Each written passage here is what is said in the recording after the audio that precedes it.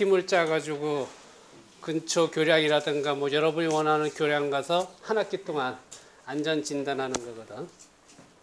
그러니까 안전 진단을 하는데 사실 여러분이 뭐 아는 게 있어야지 안전 진단을 하지. 결국 이제 배워가면서 하는 건데 그것도 봉사다. 그 스펙에 여러분 들어갈 수가 있으니까 그래서 일부러 만들어서 하고 있는 거고. 또 하나는 요즘 하도 녹색 하니까 세계 기후변화 종합상황실이라고 있거든. 세계 기후변화 종합상황실하고 이제 국제기구인데 그거를 이제 한양대에서 내가 유치를 해다가 여러분들이 세계 기후변화에 관련된 정책이라든가 이산화탄소, 기후변화 이런 거를 같이 운영하는 거지. 그러니까 여러분이 기고를 한다든가 자료를 찾아서 하고 그런 거를 이제 봉사를 하는 거거든. 그런 것도 다 여러분들한테 도움이 되는 거니까 사회봉사가 원래 마감 지났지. 근데 요번 주까지는 이 두 과목은 받아주기로 됐거든. 그러니까 신청할 사람은 하라고.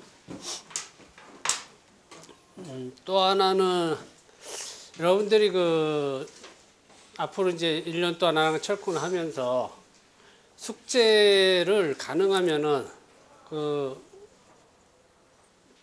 끼울 수 있는 종이로 해가지고 그걸 냈다가 다시 노트에다 끼워 놓게 할 수 있는 그렇게 하라고. 왜 그러냐면은 여러분들이 교재 물론 지금 정해지지도 않았지만 교재가 지금까지 한 것도 다들 그런 건데 교재에 있는 내용을 가능하면 나는 안 떠들거든. 교재에 있는 건 여러분이 공부해도 되거든. 가능하면 여러분이 이해시키는 위주로 이 철코는 전공 중에 전공이기 때문에 물론 나도 PPT 자료 다 돼 있거든. 철코도. 근데 PPT로 하게 되면 여러분들 이해도가 확 떨어지거든. 그냥 보고서 오케이 다 나가잖아. 이해가 안 되거든 그거는. 근데 철코는 이해를 해서 여러분들이 얘기한 대로 지금 이런 건물이 있다 또 이런 구조물이 있다 할 때 여러분이 설계라고 하는 거는 이런 단면을 결정하고 높이를 결정하고 철근을 결정을 해줘야 되거든. 이게 설계거든. 이런 걸 할 줄 알아야 돼요. 또 이런 건물이 있을 때 구조물이 있을 때 이거 안전하다. 이건 구조 해석이거든. 안전 점검, 안전 진단. 이걸 할 줄 알아야 되는데 이걸 이해를 못하면은 여러분 평생 문제가 되는 거거든 이거는. 여러분 이해를 시켜야 되거든.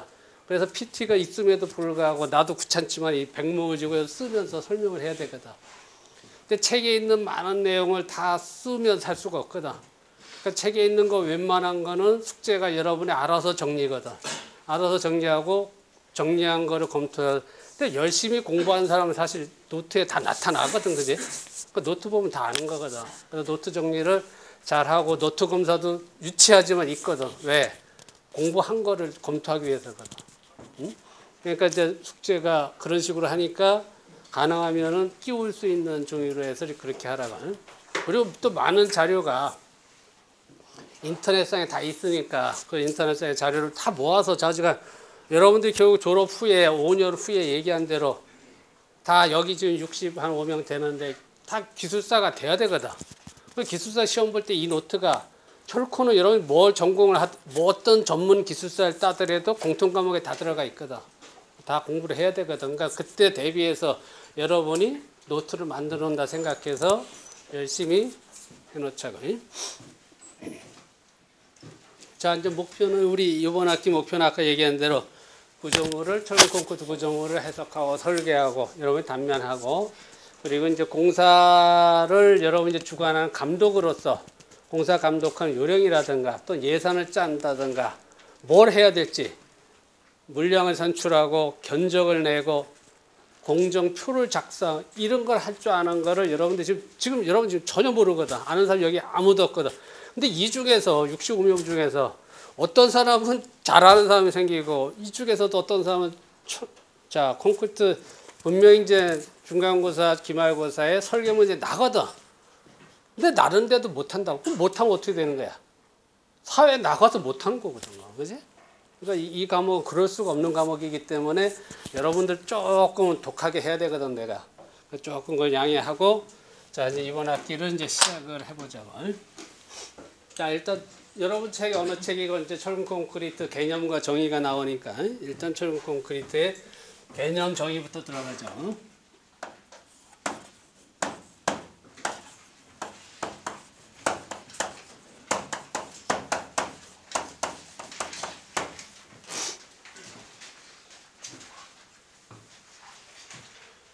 자, RC는 물론 이제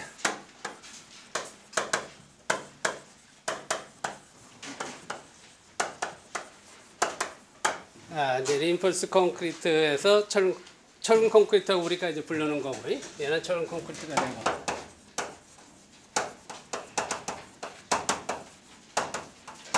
얘는 철근 콘크리트라고 하고, 또 비슷한 용어로 우리가 이거 이제 RC지.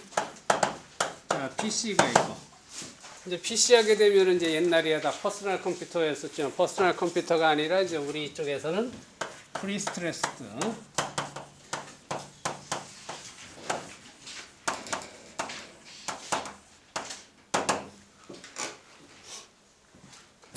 약자로 PS 컴퓨터. 라고도 하기도 하고. 자, 일단 우리가 콘크리트는 이제 어디서부터 시작을 하느냐. 이제 콘크리트라는 거는 어떻게 될까? 이놈의 콘크리트는 건설 재료거든. 자, 이제 건설 재료는 우리土木工学科가 디파트먼트 오브 시빌 엔지니어로서 시빌라이제이션부터 나왔으니까. 자, 시빌라이제이션부터 나왔다 이거지. 참 훌륭한 거지. 자, 시빌라이제이션 하게 되니까 뭐 구석기부터 나와야지. 자, 인류의 뭐 출현이 뭐 구석기부터 문명이라고 보고, 일단 구석기 하게 되면은 대충 어느 정도인가? BC 한 6, 70 만년 전 정도 되는 것 같고, 뭐 이때부터 시작을 해가지고 자우지가 인류가 나타내가지고, 자, 인류가 이제 제일 처음 시작한 문명이 이제 농업이거든.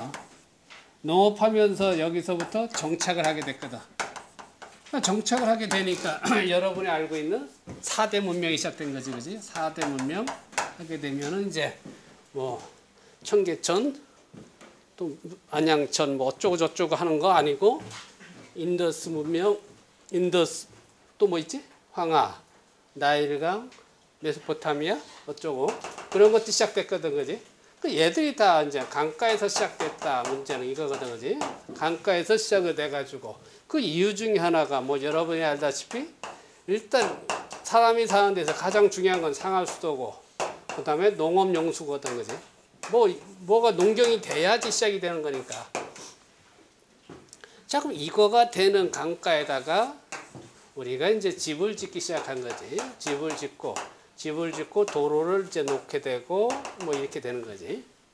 자, 이렇게 되니까 처음에는 어떻게 된 거야? 처음에는 이런 걸 할 때, 자, 흙을 이용했단 말이지.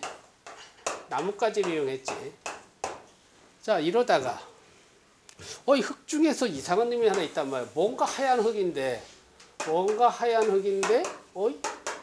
비가 왔는데, 뭐 하얀 흙인데 비가 왔는데 얘가 굳어. 비가 왔다 얘가 굳어져. 그럼 집 질 때 얘를 갖다가 하얀 흙을 갖다가 비가 왔을 때 굳었으니까 강가에서 물을 떠다가 얘를 뿌려보자. 굳어지네. 이게 석고거든. 이제 석회석, 석고 이런 거였거든. 이런 걸 물을 뿌려니까 굳어졌거든. 그래서 이제 이런 거를 이제 쓰기 시작했거든. 자, 이렇게 쓰기 시작했던 게, 자, 이집트에서 어떻게 됐어? 이집트학에 대해서 대표적인 건축물인 피라미드가 있지, 그지? 뭐 여러분 알다시피 가본 사람도 있겠지만은 피라미드 가게 되면은 몰타를 갖다 다 썼거든. 돌을 쌓고서 그걸 다 흔들리지 않게끔 붙이는 역할을 한 게 몰타를 써줬거든, 그지? 이집트 피라미드라든가, 또 중국에서도 이집트 피라미드가 대충 몇 년 됐지? 피라미드 대충 1000년? 몇 년 된 거야 이거? 약 5000년 전이라고 나와 있더라고. 그 5000년 전이라는 얘기는 지금 2000년으로 잡고 BC 3000년이지, 그지? 그러니까 우리가 지금부터 5000년 전에 한반도에는 공룡이 날아다닐 때쯤 되겠지, 그지?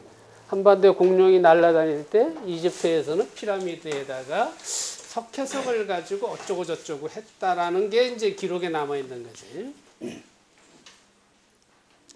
또 이제 중국에서도 뭐 대형 주거지가 발견이 됐는데, 얘도 좀 틀리단 말이야. 주거지가 굉장히 오래된 게 뭐 사람이 사는 흔적이 있었는데, 얘들이 보니까 이 석회석이 있고 그 안에 웬 점토가 들어가 있단 말이야. 점토 자갈 같은 게 들어가 있단 말이야. 이거를 석회석은 그냥 돌가루인데 그 안에 웬 다른 성분의 점토제 자갈이 들어가서 이거를 강제적으로 만들어서 얘를 만든 흔적이 발견돼서 이제 탄소연대 측정법을 측정해 보니까 얘도 또 5,000년 전이네. 그러니까 지금 왜 이 얘기를 하느냐. 자, 원시인이 어떻게 해서 이런 재료를 이제 쓰기 시작했는데, 여러분도 이제 지금 시대에 새로운 재료, 새로운 건설 소재가 이제 필요할 때가 됐거든. 그 이분들이 우리들 선조가 생각한 방법을 그대로 따라가 가지고 새로운 소재를 어떻게 하면 개발할 수 있느냐. 자, 그거를 생각해 봐. 이런 얘기를 지금 하는 거거든. 근데 이렇게 되는데, 여러분 이거보다 조금 더 올라가면 뭐가 있냐면, 이스라엘에 제리코라는 유적지가 있거든. 제리코 유적지라는 것도 하나 이제 뭐 주거지로 돼 있는데, 그것도 탄소로 측정해 보니까 얘는 또 BC 7,000년 전이라고 나오거든. 자, 이것도 보니까 지금 얘기한 석회석과 점토를 어떻게 저쩌고 해가지고 쓴 흔적이 나타난 거거든. 자, 여러분들이 지금 이거를 갖다가 하나의 콘크리트의 역사로서 설명하고 있거든. 자, 그럼 여기에다 한 가지 최종적으로 여러분이 이제 감동할 수 있는 콘크리트 유적지. 대표적인 게 내가 볼 때는, 자, 이탈리아의 이탈리아 하면 이제 폼페이가 되는 거지. 자, 이런 데는 뭐 피라미드는 가봤을 테고 가본 사람이 있을 수 있고, 이탈리아 폼페이도 뭐 가본 사람이 뭐 한두 사람이야 이 중에 있겠지. 근데 폼페이는 정말 가보면은 이게 진짜 이거 BC 완전히 우리 한반도의 공룡이 날아다닐 때 얘기인데, 진짜 가보니까 웬 상하 수도가 있고 웬 목욕탕 같은 집에 목욕탕 같은 게 있는데 타일 같은 게 붙어 있거든. 그리고 분수 파운틴, 분수 같은 게 있는데 이거 진짜 이게 이해가 안 되는 구조물이거든. 그러니까 이해가 안 되는데 다 시멘트가 사용된 흔적이 그대로 있거든. 자, 그럼 이제 문제는 뭐냐면은 지금 여기까지 이렇게 나온 걸 이렇게 쭉 보면은 얘는 BC 7,000년이고 9,000년 됐고, 얘는 5,000년 전 얘기, 5,000년, 한 3,000년. 자, 콘크리트의 내구성이 얼마야? 콘크리트 내구성. 우리 이 건물에 있다. 건물의 내구성이라는 거는 공용 기간, 얼마를 사용할 수 있느냐. 이게 가장 중요한 게 왜? 경제성에서 가장 중요한 문제거든. 자, 콘크리트 구조물을 일반적으로 몇 년? 몇 년? 야, 이제 지금 이런 게 여러분은 토목공학과를 졸업하기 때문에 바깥에 쌓이면 여러분한테 묻거든. 왜? 여러분은 이제 전문가거든. 그지? 이제 배우는 거거든. 지금까지는 모르지만. 이제는 여러분이 이제 배우고 나면은 전문가니까 이런 거를 엄마나 아버지는 모르거든. 모를 수가 있어요. 여러분이 대답할 수가 있어야 되는 거거든. 그지? 자, 콘크리트 일반적으로 여러분 아파트 우리 몇 년 만에 재건축해? 일반적으로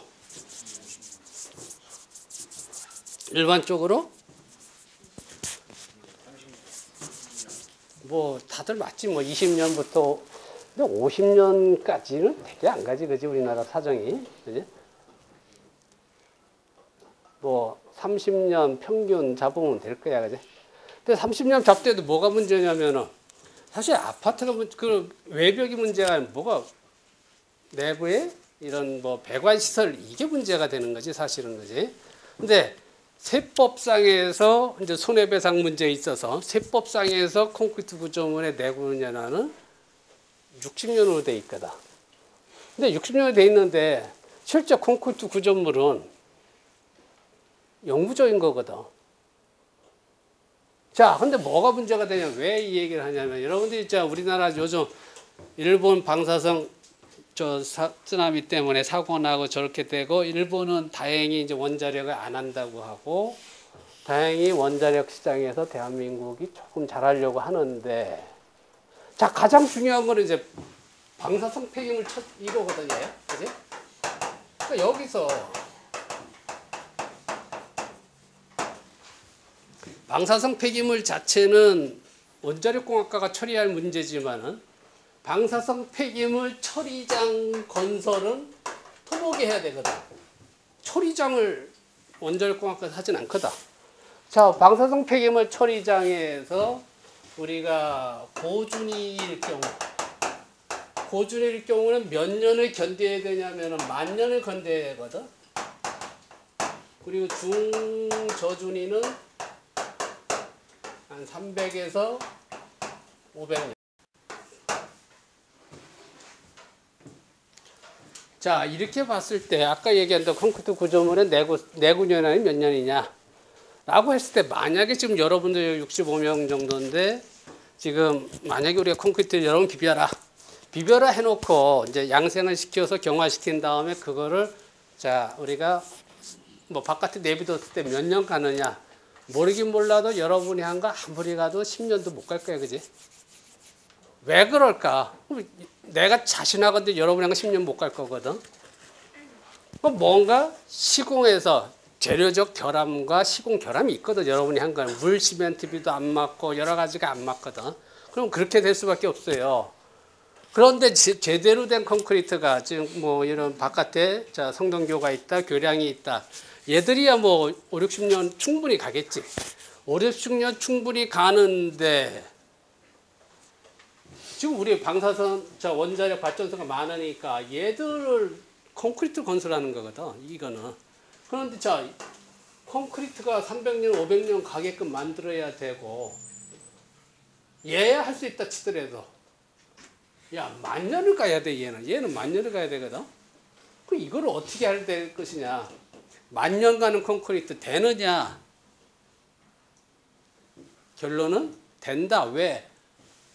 얘 지금 BC 7,000년이니까 9,000년 갔잖아. 지금 된다. 방법론이거든. 그러니까 여러분 지금 여기서 65명 중에서 그 고내구성 장수명 콘크리트를 연구하는 사람이 있어서 그거 가지고 비즈니스 해도 되거든. 왜? 해야 되는데 아직 전 세계적으로 10,000년 가는 콘크리트 없거든. 필요한데 기술이 없거든. 여러분 연구하면 되거든. 그렇게 어려운 건 아니거든. 가능한 거거든. 이제 수업하면서 나오겠지만. 그러니까 그런 게 연구도 되면서 사업도 되는 거거든. 그러니까 건설이라는 거는, 이거는 응용공학이기 때문에 학문으로서 가치뿐만 아니라 사업으로서 가치가 있거든. 그러니까 여러분이 그런 걸 이제 잘 생각하면서 연구하고 공부하면 좀 재미가 있지 않느냐. 그러니까 자, 지금 어떻게 해서 10,000년 가는 거를 이제 설명하는 거는 지금 여러분 아직 좀 어려울 것 같아. 조금 다음 시간에 설명해 주기라고.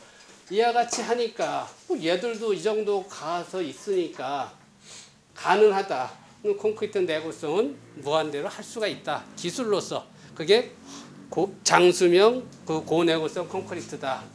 라고 해서 이제 역사적으로 이와 같이 콘크리트가 이제 개발되기 시작한 거지. 그러니까 여기서 이제 시멘트 석회석으로서 이렇게 되는 거고. 자, 그럼 우리가 이제 여기서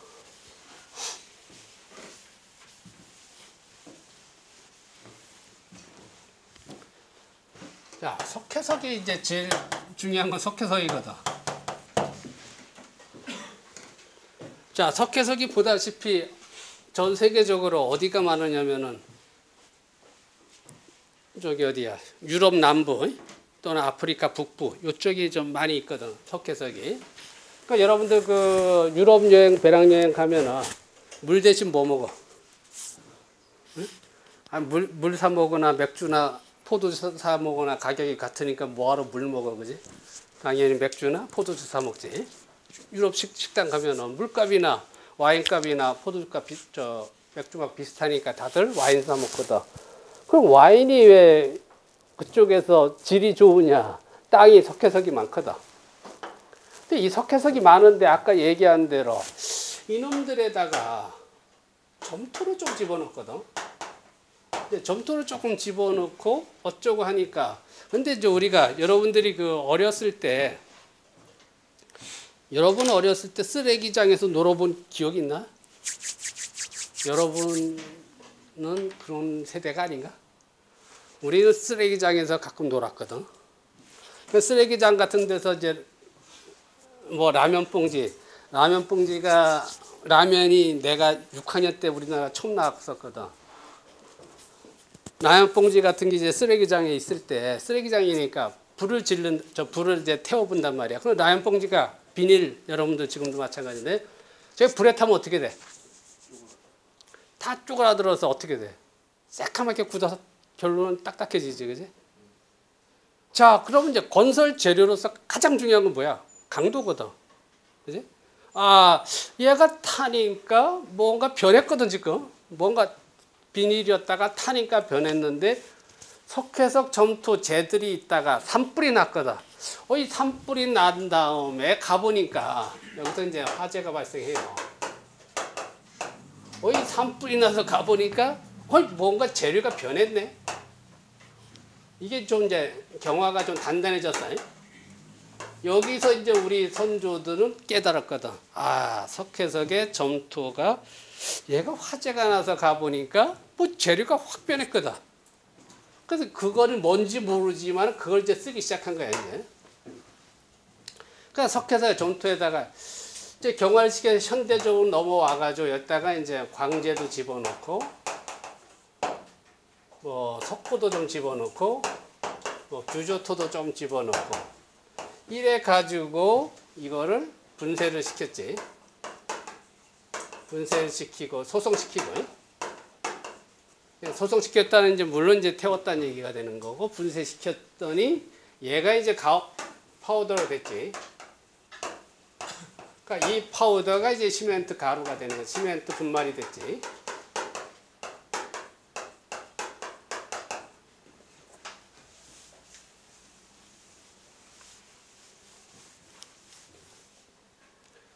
자, 이런 방법으로 한 게 이제 1818년에 프랑스의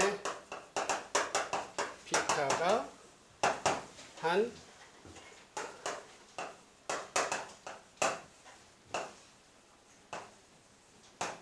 내추럴 시멘트가 되지. 프랑스 피카가 뭐 어떻게 보면 이제 최초로 과학적으로 의미 있는 시멘트를 개발한 게 이때부터 시작된 거지. 뭐 저거를 뭐 프랑스로 읽으면 나뚜르 세맹 되든가 그렇더라고요. 나뚜르 세맹. 자, 프랑스에서 건배를 어떻게 해? 우리는 건배 또는 완샷 또는 뭐야? 너는 어떻게 하냐? 건배? 프랑스는 드슈 하더라고요. 드슈. 자, 보시가 1824년 영국에 우리 조셉 아스푸딘이 최초로 이제 포트란 시멘트를 개발했지, 그지?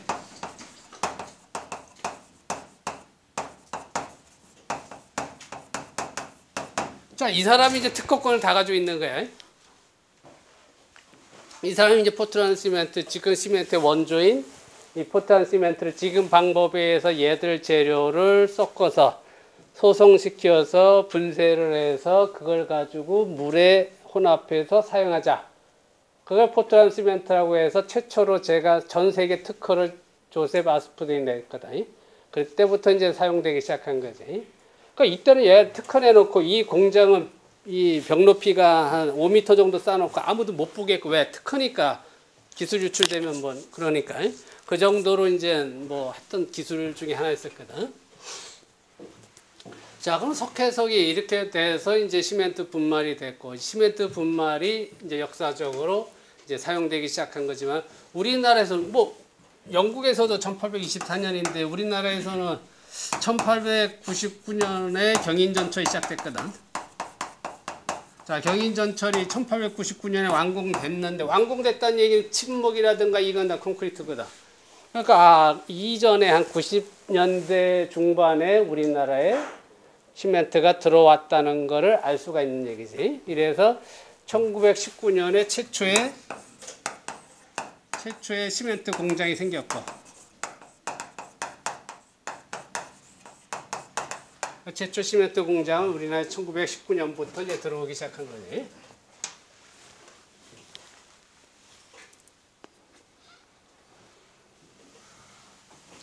자, 이렇게 해가지고, 자, 이제 건설 재료로서 시멘트가 태어나가지고, 이제 시멘트가 이제 생겨났는데, 자, 시멘트에다 물을 섞으면은, 요걸 갖다가 뭐라고 부르나, 우리가 페이스트라고 부르거든. 시멘트 풀. 시멘트 풀. 에다가 모래를 섞으면, 자, 여기까지는 우리가 시멘트 몰타이라고 부르지. 시멘트 몰타르. 그러니까 몰타르는 시멘트에다가 모래까지 집어넣은 것이 몰타르가 되는 거야. 그러니까 모래가 넣어서 몰타르가 됐지. 열다가 이제 자갈을 집어넣으면, 넣게 되면은 이제 여기까지는 이제 콘크리트가 되는 거지. 콘크리트.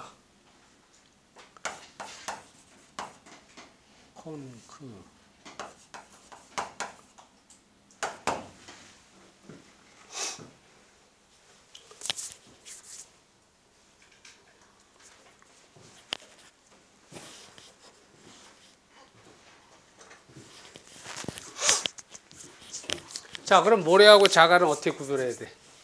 모래하고 자갈. 작으면 모래고 크면 자갈이고, 아니면 이제 자갈은 짱돌이고,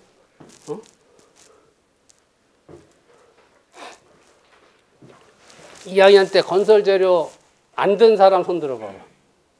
건설 재료학 다 들었어?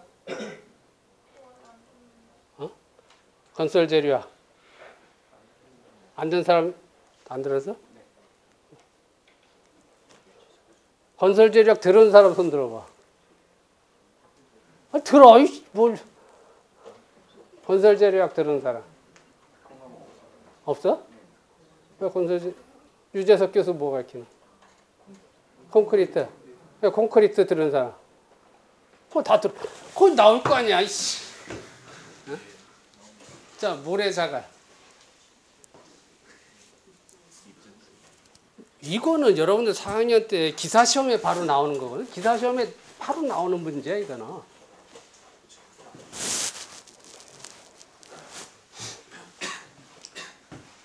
자, 4번째에서 4.76mm에 거의 남는 것들은 이제 자갈이 되는 거고, 200번째 0.076mm 입경 크기가, 채 큰 눈의 크기가 0.076mm에 걸리면은 다 모래가 되는 거지. 그러니까 모래 자갈의 사이즈에서 0.76mm에 걸리는 것들은 다 이제 모래가 되는 거고, 4mm, 4번째 남는 것은 자갈이 되는 거지. 자, 어떻게 됐건 그게 중요한 게 아니고, 자, 시멘트, 물, 모래, 자갈까지 합치면은 이제 콘크리트. 콘크리트에 이거 혹시 사전에 찾아보면은, 콘크리트 사전에 찾아보면 뭐라고 나와? 다 찾아보면서 있을 거 아니야, 콘크리트 사전. 또는 뭐 여러분 회화할 때 콘크리트 많이 쓰잖아. 구체적인. 또 명사로. 콘크리트가 이제 형용사는 구체적인 뭐 그런 뜻도 있고, 명사로서는 뭐로 돼 있어? 뭐 결합제, 접착제 이런 뜻도 있거든. 그러니까 여러분들 그 본드라고 하는 그 있잖아. 본드 이렇게 대지표 50 본드, 또는 왜 길거리에서 1,000원 주고 사는 요만한 튜브에 들어있는 거, 저 본드 보면 순간 접착제 보면은 거기에 콘크리트라고 써 있거든. 그럼 콘크리트를 왜 이 사람들이 시멘트 물물에 합쳐놓고 콘크리트하고 이름을 졌느냐를 알아야 되거든.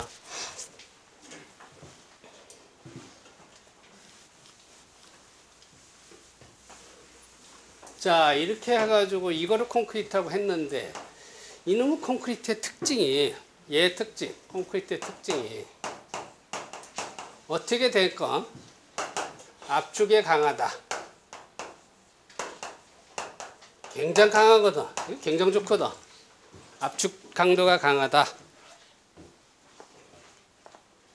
뭐 단위로서 뭐 여러분이 원하는 데 따라서 보통 이제 시중에서 쓰는 게 200 단위를 여러분들이 모르시나? 킬로그램을 일단 쓰면은 킬로그램 퍼 센티 제곱 또는 20 뭐 뉴턴 퍼 미리 제곱 부터 해서 강도는 이제 우리 일반적 사회에서 실무에서 쓰는 거는 보통 한 420까지는 많이 쓰거든. 이 정도까지는 쓰거든. 그러니까 42 뉴턴 퍼 미리 제곱으로. 자, 이 정도 쓰거든. 그러니까 압축이 강하다. 그 무슨 얘기냐면은 1제곱센치 이렇게 만들어 놓은 1제곱센치의 공시체가 있을 때 여기에 작용하는 힘이 420kg은 받을 수가 있다는 얘기거든. 그러니까 상당히 강한 거거든. 그러니까 상당히 강하기 때문에 건설 재료로 사용되기 시작된 거거든. 근데 압축에는 정말 좋고 강한데, 아니 문제는 이제 얘가 이게 문제거든 이거. 자, 인장이 약하다. 이게 큰 문제거든 이게. 콘크리트는 해놓고 보니까 압축에는 강한데 인장은 진짜 마음에 안 들게 약하거든. 어느 정도 약하냐? 압축에 그냥 대충 10분의 1이라고 보면 되거든. 압축 강도의 10분의 1 정도. 뭐 대충 8분의 1에서 11분의 1 사이에 들어가거든. 그냥 약해서 압축 강도의 10분의 1밖에 못 받는 거지. 자, 그럼 이런 장단점이 있는데,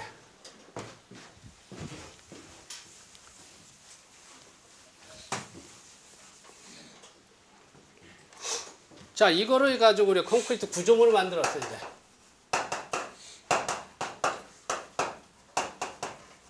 자, 콘크리트 구조물을 만들어 가지고 이와 같은 여러분이 지금 이제 구조역학 배우지? 네? 구조역학에서 이제 단순보가 있단 말이에요. 자, 단순보가 있으니까 보라는 거는 정의에 의해서 보는 정의에 의해서 보의 축이 있을 때 보의 축에 수직인 하중이 작용하는 게 보거든. 보의 축이 있을 때 얘 지금 축은 얘거든. 보의 축이 있을 때 보의 축에 평행으로 작용하게 되는 하중이 있어. 이거는 기둥이고, 보의 축에 직각인 하중이 작용, 그거를 보라고 정의를 했거든. 보라고 정의를 하면은 얘는 이와 같이 힘 변형을 한다 그 얘기거든. 힘 변형을 하게 되면 이와 같이 인장 압축이 생기거든. 자, 그래서 이쪽에 중립축을 기준으로 해서 자, 이쪽은 압축 응력, 이쪽은 인장 응력이 생겼거든. 그래서 이때 응력의 시그마는 I분의 MY. 뭐 고체역학이나 정력학에서 배운 얘기지. 자, 응력을 구해가지고 이 응력이 구조물이 받을 수 있는 자, 허용력보다 작아야지 오케이가 되거든. 근데 뭐가 문제냐면은 자, 구조물이 하중을 받아서 압축 인장을 넣고 응력이 생겼거든 지금. 근데 뭐가 문제냐면은 압축은 콘크리트가 굉장히 강한데 얘는 똑같이 응력이 발생하잖아 지금. 시그마는 I분의 MY에서 Y는 중립축부터 떨어진 거리고, 중립축에 떨어진 거리를 똑같이 2분의 T씩이거든. 2분의 H. 똑같으니까 압축은 문제가 없는데 인장에서 문제가 생기거든. 10분의 1밖에 안 되니까. 따라서 얘가 인장 측에는 이렇게 됐을 때 이제 균열이 이렇게 발생할 수밖에 없는 거지. 자, 그래서 콘크리트는 인장이 약하기 때문에 인장 측에서는 항상 이와 같이 균열이 발생할 수밖에 없거든. 자, 인장이 약하니까 인장에 강한, 자, 인장이 강한 놈이 누구냐? 철근이거든. 강제. 자, 강제. 자, 인장이 약한 쪽에다가 철근을 넣어서 인장을 보강해 주자. 그게 철근 콘크리트의 정의가 되거든. 자, 철근 콘크리트의 정의.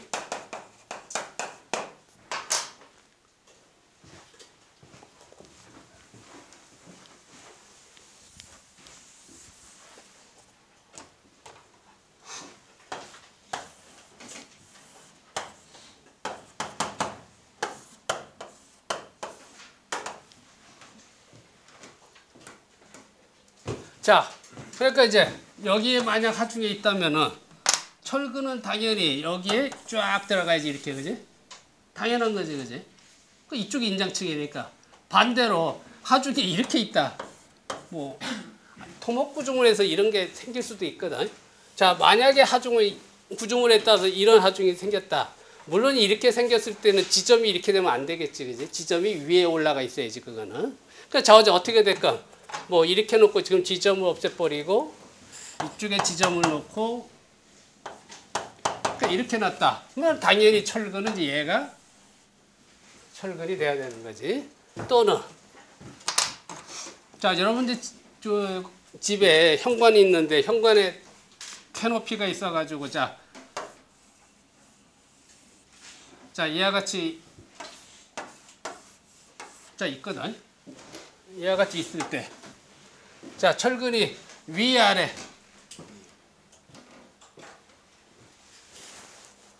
위에 넣어야 돼, 아래 넣어야 돼.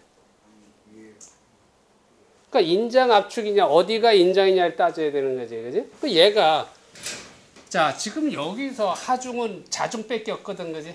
자중에 의해서 얘가 어떻게 되는가? 이렇게 휘지 이렇게 휠 거 아니야. 얘가 이렇게 휘었을 때 중립중을 중심으로 해서 응력이 이제 이렇게 생겼을 때 위쪽이 인장이 되고 아래측이 압축이 되는 거니까 당연히 이제 철근은 당연히 이렇게 넣어야 되거든.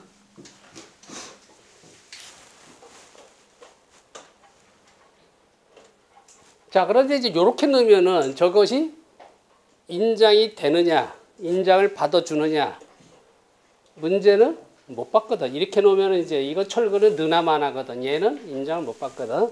그건 이제 2학기 때 배우는 철근이 인장을 받기 위해서는 정착이 돼야 되거든. 그래서 이거를 더 이 안에까지 충분히 집어넣어서 이 매입 길이, 정착 길이를 확보해 줘야지 이게 정착이 돼서 이 지가 아무리 늘어나도 여기서 딱 정착이 돼서 힘을, 인장력을 받아줄 수가 있거든. 그 요런 길이 설계하는 거는 2학기 때 배우거든. 근데 여러분 2학기 때 안 배운다. 2학기를 수강 신청 안 하면 이런 걸 못 듣고 나가는 거거든. 그럼 문제가 생기거든. 그래서 2학기를 안 들을 사람은 1학기에 다 빼라는 얘기가 그 얘기야. 자, 그래서 이와 같은 걸 여러분이 됐고, 또는 이제 여러분들이 우리 교량 같은 경우에 자, 성수대교 예를 들면은 자, 성수대교가 쫙 있다 보자고. 자, 다경강 야채 이제 자, 부정정보거든. 자, 지금 이제 여러분들 정력학 들어갔으니까 정정보, 부정정보 배웠지, 그지? 그지? 그러니까 부정정보는 뭐야? 우리가 반력을 평형조건식에 의해서 반력을 다 못 구하는 거지. 그러니까 또 다른 평형방정식이 필요한 것이 부정정보고. 그러니까 이런 구조물에서는 이제 미지수가 여기가 다 힌지라고 하면 미지수 두 개 풀 수가 없거든, 이거는. 그지? 자, 이거를, 그러니까 여러분들 이거는 2학기 때 배우는 부정정 구조역학에서 이거 푸는 법을 배우거든. 푼다는 얘기는 뭐냐면 구조 해석해서 이런 구조물의 모멘트라든가 전단력, 축박력 구하는 게 구조 해석이거든. 근데 이거를 그 방법에서 하게 되면은 모멘트 다이어그램이 어떻게 나오냐면은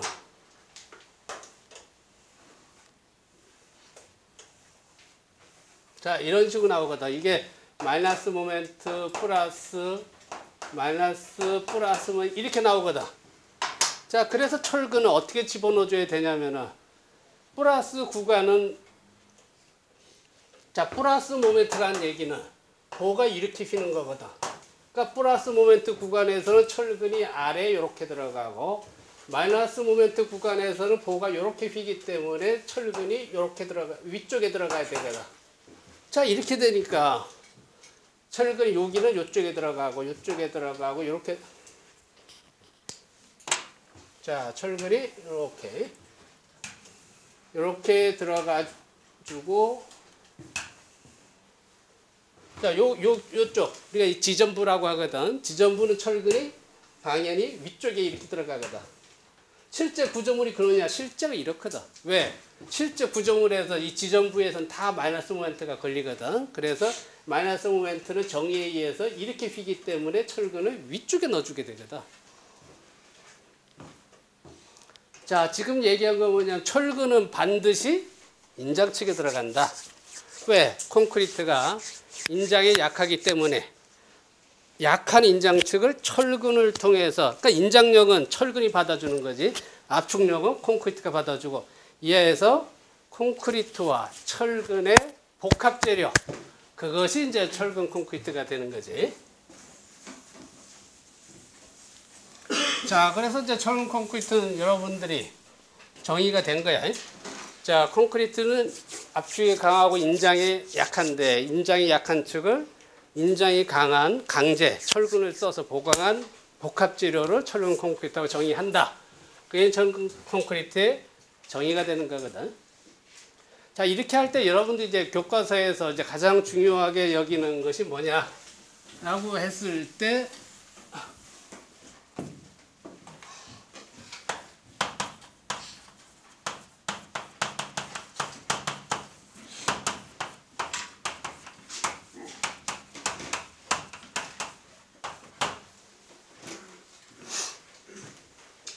자, 철근 콘크리트 성립 이유가 있거든. 이거 지금 왜 이런 얘기가 왜 나오냐면은, 사실 콘크리트라는 것도 아까 얘기한 대로 물, 시멘트, 모래, 자갈.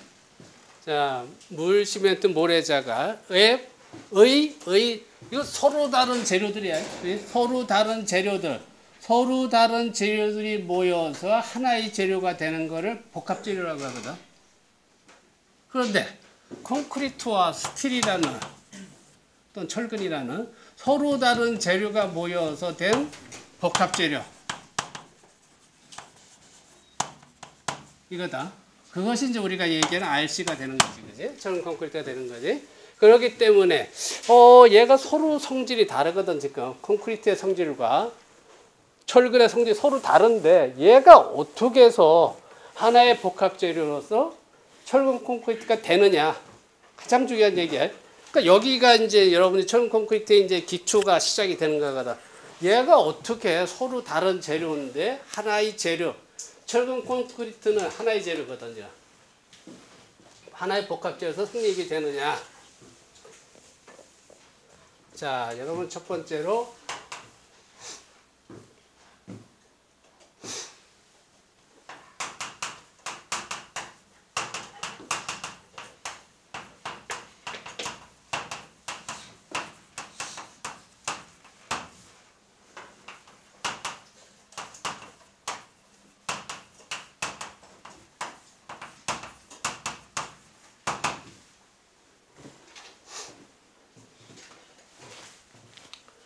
자, 콘크리트 속에 묻힌 철근은 활동하지 않는다 라고 돼 있거든. 이거 무슨 얘기냐면은, 여러분들이 이제 이 콘크리트 단면이 이렇게 있을 때 철근이 이렇게 있거든. 자, 그럼 여러분들이 응력을 구할 때, 자, 재료역학 또는 정력학에서 휘목력을 어떻게 구해야냐면, 휘목력을 구할 때 아까 시그마는 I분의 MI 할 때, 자, 무슨 이론에 의해서 이게 나온 거죠? 무슨 이론? 자, 여러분 여기서 지금 기술고시 할 친구들은 이런 거 지금 내가 얘기한 거를 기본적으로 다 알아야 되거든. 요거만 아는 거는 기사 시험에 이 정도면 되지만, 얘가 왜 이렇게 공식이 나와서 이게 휘목력을 구했지? 어떻게 해서? 그거는 여러분들 알아야지 기술고시를 볼 수가 있거든. 그러니까 기술고시는 기본부터 다 해야 되는 거니까. 자, 그럼 이것이 우리가 베르누이의 정리에 의해서 힘이 생겼을 때, 자, 변형률도가 이렇게 된다. 자, 변형률 또는 중립추로부터 직선으로 변화한다. 이게 선형 탄성 이론이거든. 그러니까 선형 이론에 의해서, 탄성 이론에 의해서 변형률이 중립추로부터 거리에 비례한다. 가정이거든. 이건 베르누의 정리거든. 그것 때문에, 얘 때문에 얘가 이렇게 됐거든. 그런데 요 위치에서, 이제 콘크리트 위치거든. 콘크리트 위치에서 만약에 이 철근하고 콘크리트가 활동한다. 즉, 변형이 생겼다. 미끄러진다면은 요 위치에서 변형률이 틀려지거든. 변형률이 틀리다는 얘기는 요 위치에서 콘크리트의 응력이 달라진다는 얘기가 되거든. 그 얘기는 하나의 재료가 아니란 얘기가 되거든. 근데 다행히 콘크리트에 묻힌 철근은 활동하지 않는다 라고 가정을 하는데 실제 그렇게 되느냐? 철근이 있으면은 실제 철근이 어떻게 돼 있어? 여기 이렇게 마디가 돼 있지, 그지? 이렇게 마디가 돼 있지, 우둘우둘하게 이렇게 해놨잖아, 그지? 이런 철근은 무슨 철근? 이형 철근이라고 하는 거지. 자, 이형 철근. 영어. 자, 이형 철근이고 영어로는 이제 디폼드 바. 자, 디폼드 바에서 이형 철근으로서 실제 우리가 시공 현장에서 다 이형 철근을 쓰고 있는 거지.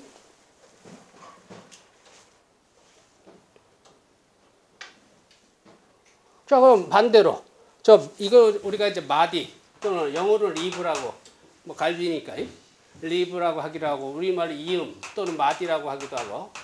자, 이런 이음이나 마디가 없는 철근은 반대로 원형 철근이지. 근데 실제 원형 철근은 사용을 할 이유가 하나도 없으니까 없는 거지. 그거는 없다고 봐도 되는 거지. 그래서 이형 철근을 당연히 사용하는 거지. 그러니까 우리가 이렇게 되니까 이걸 콘크리트에 묻어 놓으면 콘크리트가 여기를 다 채우고 있으니까 지가 움직일래도 이 마디가 다 저항하고 있으니까 지가 움직일 수가 없는 거거든. 그래서 활동하지 않으니까 얘가 하나로서 꽉 묶여져 가지고 하나의 재료로서 우리가 취급할 수가 있는 거지. 그래서 이 활동하지 않는다. 그렇지 않으면 이게 이제 철근 콘크리트 이런 쪽은 너무 복잡해지는 거야. 그러니까 이거는 이 과정에서 실제적으로 이형 철근을 사용해서 움직이지 않게끔 하기 때문에 이렇게 응력을 구해가지고 다 구조 해석을 하고 설계를 하는 거예요. 그러니까 이것이 가장 중요한 첫 번째 성립 이유가 되는 거예요.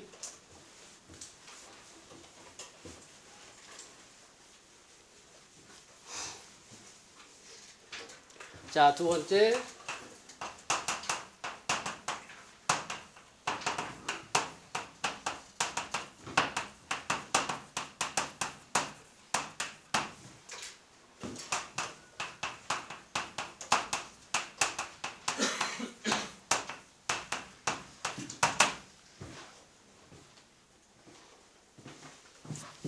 자, 콘크리트 속에 묻힌 철근은 이제 부식하지 않는다. 그러니까 여러분들이 주변에서 콘크리트 구조물이 있을 때 철근 부식한 거 많이 봤잖아, 그지? 그런데 저게 왜 저런 말이 들어가지? 근데 원칙적으로 이 안에 지금 이게 기둥인데 이 안에 콘크리트 속에 철근이 들어가 있겠지, 당연히, 그지? 철근이 들어가 있는데 이 안에 이거 깨봐도 철근은 지금 부식되지 않을 거다. 당연히, 그지? 근데 여러분이 부식된 철근을 본 거는 이게 깨졌거나 균열이 발생해서 그 안에 있는 철근을 봤을 때 녹이 쓴 거지, 그지? 근데 이 안에 있는 건 당연히 지금, 근데 여러분이 생각해 보라고. 철근을 먼저 조립해 놓고 이 안에다가 콘크리트를 집어넣고 양생시킬 때 콘크리트 안에 물이 들어가 있잖아. 그러니까 철은 물과 만나면 당연히 녹이 쓸어야 되거든, 지금. 그렇잖아. 자, 왜 안 쓰는 거야, 이게? 자, 이제 여러분은 이제 전문가거든. 자, 그래서 반드시 알아야 되는 거야. 자, 콘크리트는 여러분들 이제 우리가 다음 주에 배우겠지만은 콘크리트를 우리가 양생할 때 콘크리트 반응 중에 이제 수화 반응을 하거든. 자, 콘크리트를 물과 섞게 되면 이제 수화 반응을 해가지고 그 안에 CaOH2라는 이 수산화칼슘 전해질이 생기거든. 이 수산화칼슘 전해질이 자, 철근을 갖다가 자, 보호하는 거야. 자, 물과 철은 만나면 반드시 녹쓰는데 콘크리트 속의 철근은 콘크리트가 물과 반응해서 이눔이 생겨가지고 얘가 전해질청으로 철근을 감싸줘서 이 철근은 부식하지 않는다. 그렇기 때문에 하나의 재료가 되거든. 그런데 문제는 자, 균열이 발생하고 자,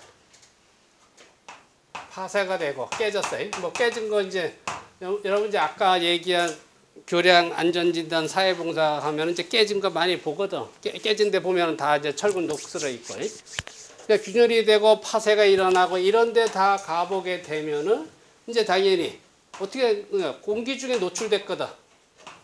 자, 공기 중에 노출되고 물이 와서 닿고 빗물. 자, 이런 게 다니까 이 전해질 층이 얘가 깨져버렸거든. 따라서 녹슬기 시작하면서 부식이 되는 거지. 부식이 되면은 철근 콘크리트에서 철근은 부식하게 되면은 2.5배 팽창으로 되어 있어요. 자, 철근 자체가 부식하면서 2.5배 팽창하니까 문제는 어떻게 되는지.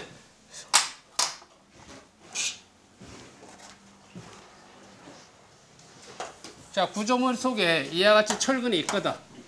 철근이 있는데 이제 이것이 부식하기 시작하면은 얘가 2.5배 팽창하게 돼 있거든. 강제니까 부식하면 팽창하고도 이렇게 단면이 이 철근 단면이 이렇게 커지는 거지. 커지니까 어떻게 돼요? 콘크리트에 이와 같이 압력을 주거든. 그러니까 이제 작용 반작용 힘의 3법칙에 의해서 작용 반작용이니까 바깥에서는 반대로 이쪽에 힘이 이래야지 힘의 역학적 평행에 의해서 작용 반작용이 되는 거 아니지? 그러니까 바깥에서는 인장률이 생겨서 균열이 철근이 부식되면은 이 부위에서 이거 밑에서 보게 되면은 그러니까 예를 들어서 이 밑면을 갖다 우리가 촬영을 했다면 단면이 쫙 있는데 철근은 지금 구조물 내부에서 안 보이니까 그냥 단면이 콘크리트 단면이 이렇게 보이잖아, 그지? 철근이 녹슬면 이와 같이 팽창해서 부식을 해가지고 지가 균열이 이렇게 생겨버리거든. 자, 이런 균열이 바로 철근이 부식해서 생긴 균열이 되는 거거든.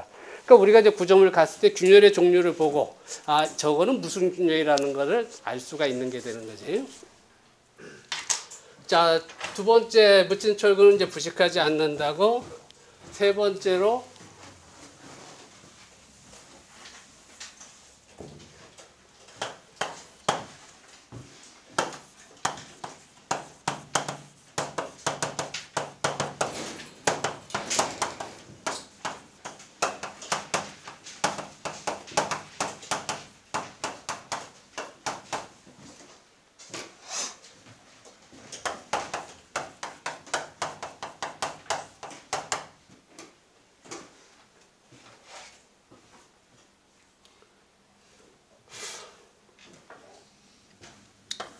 자, 콘크리트 열팽창계수 알파 C는 0.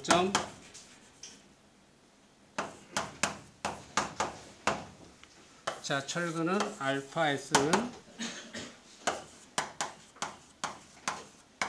자, 요 정도. 그럼 뭐 거의 비슷하거든, 그제? 열팽창계수가 거의 같으니까 우리가 이게 굉장히 역학적으로 유리하거든. 무슨 얘기냐면은 자, 여러분들 이제 우리 토목 건설 구조물은 자, 우리 건설 구조물은 이제 자연 속에서 있고 자연에서 여기 이제 태양이 있거든. 그러니까 태양이 있다는 얘기 무슨 얘기냐? 온도 변화를 봤거든. 온도 변화. 다시 말해서 온도 하중이 되거든. 자, 온도 하중에 의해서 자, 여기 도로가 있는데 저 아침에 지금 오늘 추웠지. 아침에 예를 들어서 지금 오늘이 아마 영하 5도였었을걸. 자, 영하 5도였었거든. 자, 지금 영상 10도다. 저 어떻게 되는 거야, 이렇게 되면? 구조물이 있는데 지금 영하 10도 됐어요?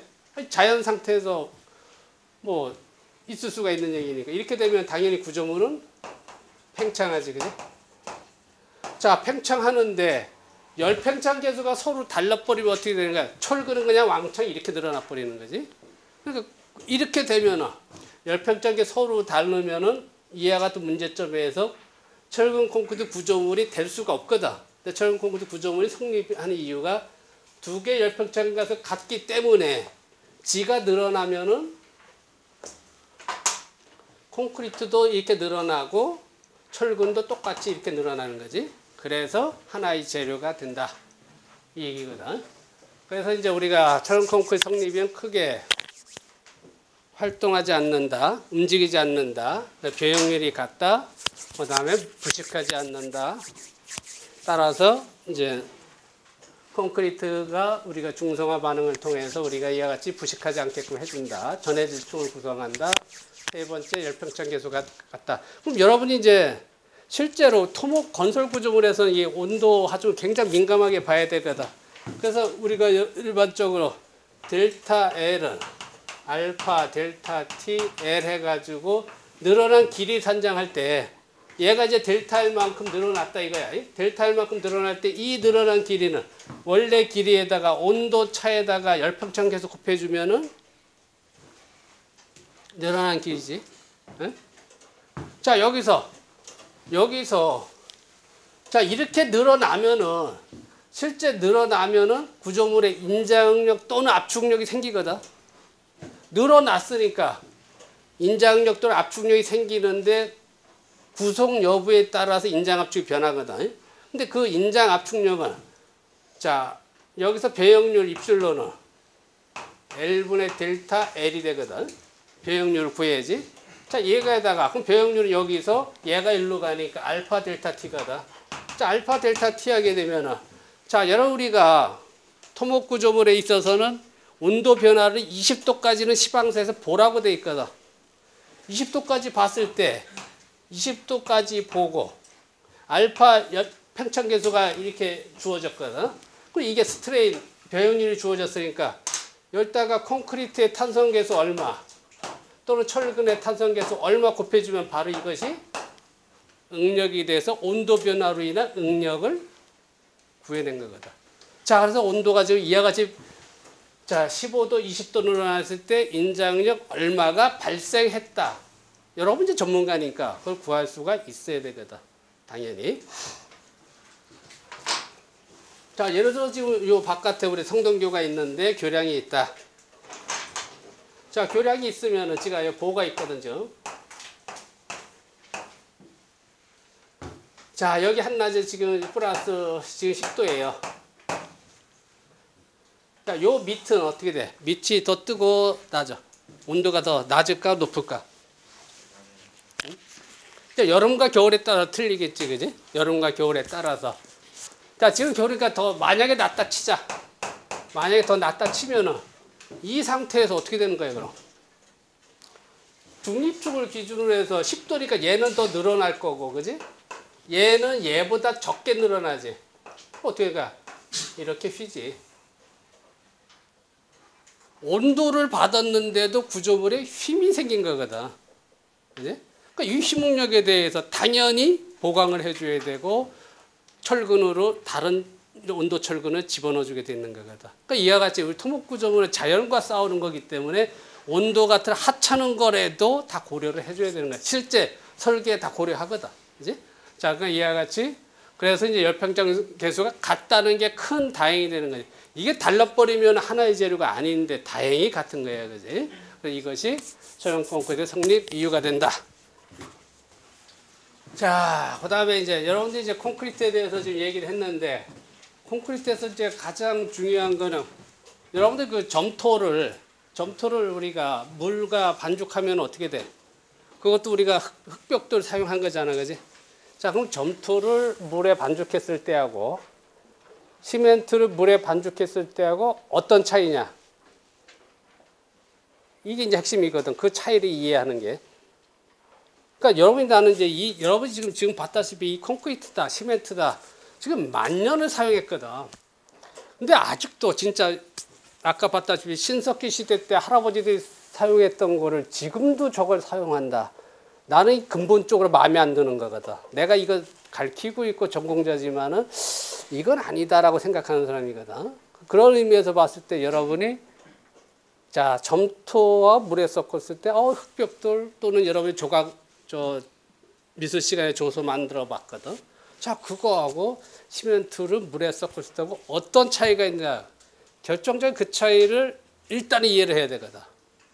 결정적으로 전혀 다른 재료가 다른 그 뜻이 아니고 반응 자체가 틀리거든 이거는. 자 그거를 이해를 해보자고.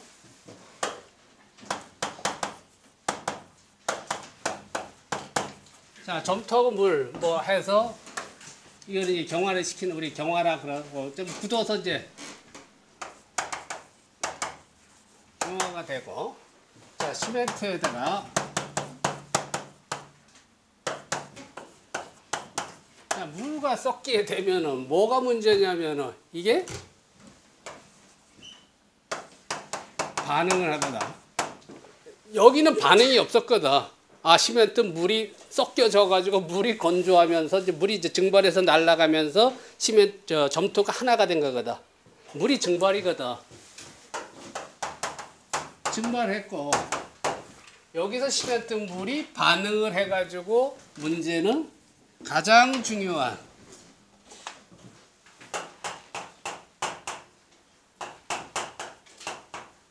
자 수화물이 생겼다. 그 이 반응을 갖다가 우리가 자 수화 반응이라고 하지. 수화 반응이고 자 여기 이제 가장 중요한 거야. 여기서부터 이제 모든 이야기가 시작이 되는 거야. 자 점토는 물과 섞여져 가지고 물이 날아가면서 물이 이제 바인딩 역할을 해준 다음에 바인딩 한 다음에 물이 날아가고 형태를 유지한 거거든, 그지? 얘는. 근데 시멘트와 물은 반응을 했는데 화학적으로 반응을 했단 말이야, 이게. 그래서 이 반응은 자 화학 반응이에요. 화학 반응이고 또 발열 반응을 했거든. 화학적으로 발열 반응을 거친 거를 우리가 수화 반응이라고 하거든. 그 수화 반응을 해가지고 반응 물질 화학적으로 반응을 했으니까 새로운 화합물 얘는 새로운 화합물이야.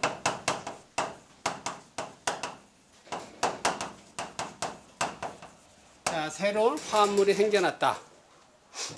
이게 이제 가장 큰 차이점이 되면서 이제 시멘트 콘크리트 공부하기 위해서는 이거를 이제 이해를 해야지 시작이 되는 거야.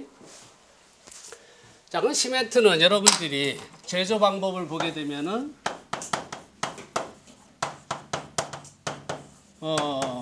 콘크리트 시간에 배웠지, 그지? 콘크리트 제조 방법, 시멘트 제조 방법, 콘크리트 시간에 배웠지, 그지? 시험에도 났겠지, 그 정도야. 자, 어떻게 될 건 다 아는 얘기고, 자, 석회석에다가 간단히 하면은 아까도 얘기한 점토를 집어넣고. 규석을 집어넣고 광재를 집어넣고 자 석고를 집어넣고 자 얘들을 갖다가 이제 분쇄를 해가지고 자 분쇄를 해 소성을 시킨단 말이야. 자 소성을 시키게 되면은 이거를 갖다 우리가 클링커라고 부르는 거지.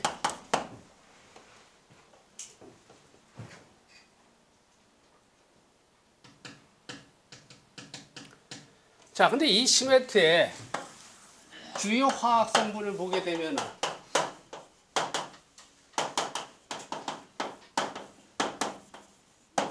자, 주요 화학성은 시멘트의 주요 화학 성분 하게 되면은 우리가 생석K, CaO, 그다음에 자, SiO2 규석,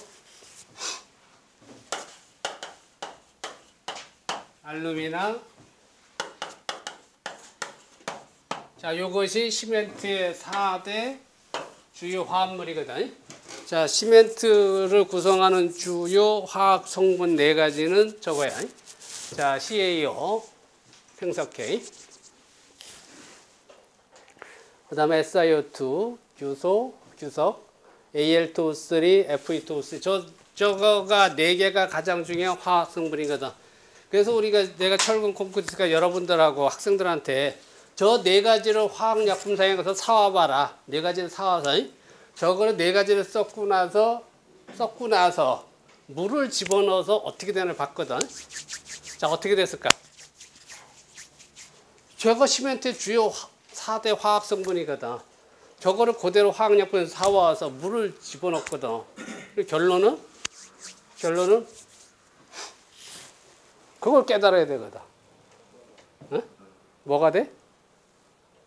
해봤더니 그냥 두부처럼 되거든. 그럼 여기서 왜 그러냐, 이제 여기서부터 이제 차이점이 나타나는 거거든. 왜? 자, 이거를 갖다 물을 넣으면 두부처럼 된다. 그런데 문제는, 자, 이거를 원료를 갖다 우리는 어떻게 했냐면 섞어가지고 소성을 했다. 이게 중요한 얘기예요. 이게 여기서 이제 키포인트가 있는 거거든. 자, 아까 얘기해서 비닐봉지를 쓰레기장에 태우면 새카맣게 변해서 딱딱해졌잖아요. 그지? 그게 태웠다는 게 뭐냐면은 그 재료의 원자 결정 구조를 바꿔준 거거든. 그러니까 여기서도 소성을 시켰다는 얘기가 뭐냐면은 이 재료를 각각 아무리 해도 결합하지 않거든, 쟤들. 그런데 소성시키니까 결정 구조가 변해서 물과 반응해서 굳게끔 만들어진 거거든. 그러니까 이 소성이 어떤 소재에 있어서 성질을 변화시킨 가장 큰 원인이 되는 거야. 그러니까 소성을 안 시키면 이건 안 되는 거야. 그러니까 우리가 시멘트 만들 때 소성을 몇 도로 해? 소성. 자, 불에 태우는 건 몇 도로 태워야 돼? 자, 이거 돌이잖아. 석회석, 점토, 규석과 이게 돌이잖아. 돌이 100도, 200도에서 타나? 안 타지. 돌이니까 최소한도 1450도, 1500도 선이 올라가야지 돌이 타는 거지. 그지? 그 소성이 1450도 내지는 1500도. 자, 이 정도에서 소성을 시켰단 말이야. 자, 이래서 이제 클링커로 변했단 말이야. 이제 클링커로 해서 클링커 4대 주요 화합물이 있거든.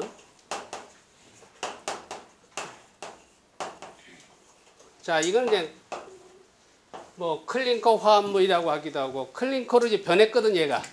자, 변한 거 이제 대표적인 게 여러분들이 이제 우리가 C3S라고 부르는 3CaOSiO2가 있거든. 자, 이거 C3S가 우리말로 이제 규산 삼석회라고 하기도 해. 자, 규산 삼석회 또는 다른 말로 영어로 A라이트라고 불러요.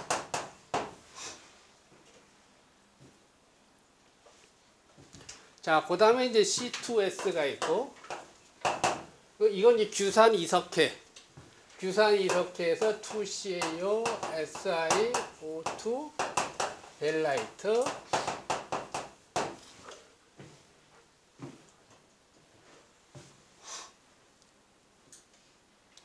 그 다음에 이제 C3A, 3CaO,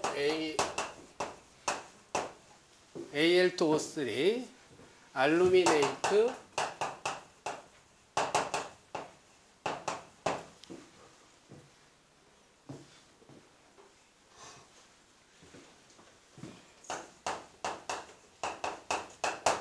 그 다음에 C4AF 해가지고 말 그대로 CaO에 Al2O3에 F2E2O3, 다른 말로 펠라이트 라고 읽거든.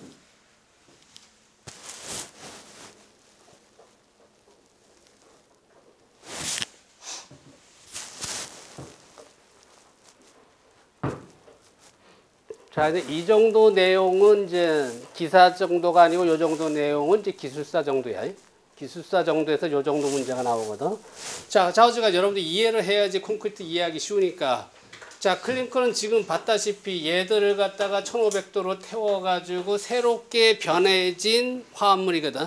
그거의 4가지 주요 성분이 이건데, 그러니까 얘들 시멘트의 주요 성분이나 마찬가지야. 그러니까 시멘트의 주요 성분은 얘들이 아니고 이거거든. 왜? 얘들 소성시켰거든, 지금. 소성시킨 거에 시멘트의 주요 성분은 얘들이다라고 보는데, 여기서 대충 해서 얘들이 한 15에서 한 45%, 뭐 한 한 35%, 그리고 요거는 대충 뭐 간극 물질. 그러니까 대부분은 저 A라이트하고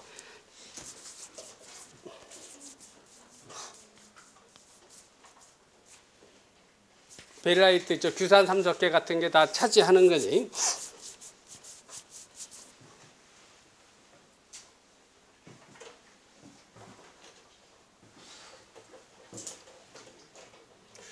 이게 더 커야 되는데, 이게 한 45에서 60, 더 커야 될 것 같은데 15에서 30. 이게 대부분 차지하거든. 그러니까 우리가 시멘트에서 대부분 차지하는 거는 얘들이고, 그러니까 규산 석회들 C3S, C2S, A라이트, 벨라이트라고 하는 얘들이 시멘트의 대부분을 차지하는 놈들이고, 조금 한 10% 정도 이내에서 우리가 간극 물질이라고 해가지고 알루미네이트와 이 펠라이트가 존재하고 있거든. 자, 그럼 얘들이 이거의 배합비에 따라서, 자, C3S, C2S가 많으면은 콘크리트가 강도가 좋아지고 발열 반응이 좋아지고 그런 내용들이 되거든. 이 네 가지를 조절하게 되면은 시멘트의 종류가 결정이 돼. 이거의 배합비에 따라서,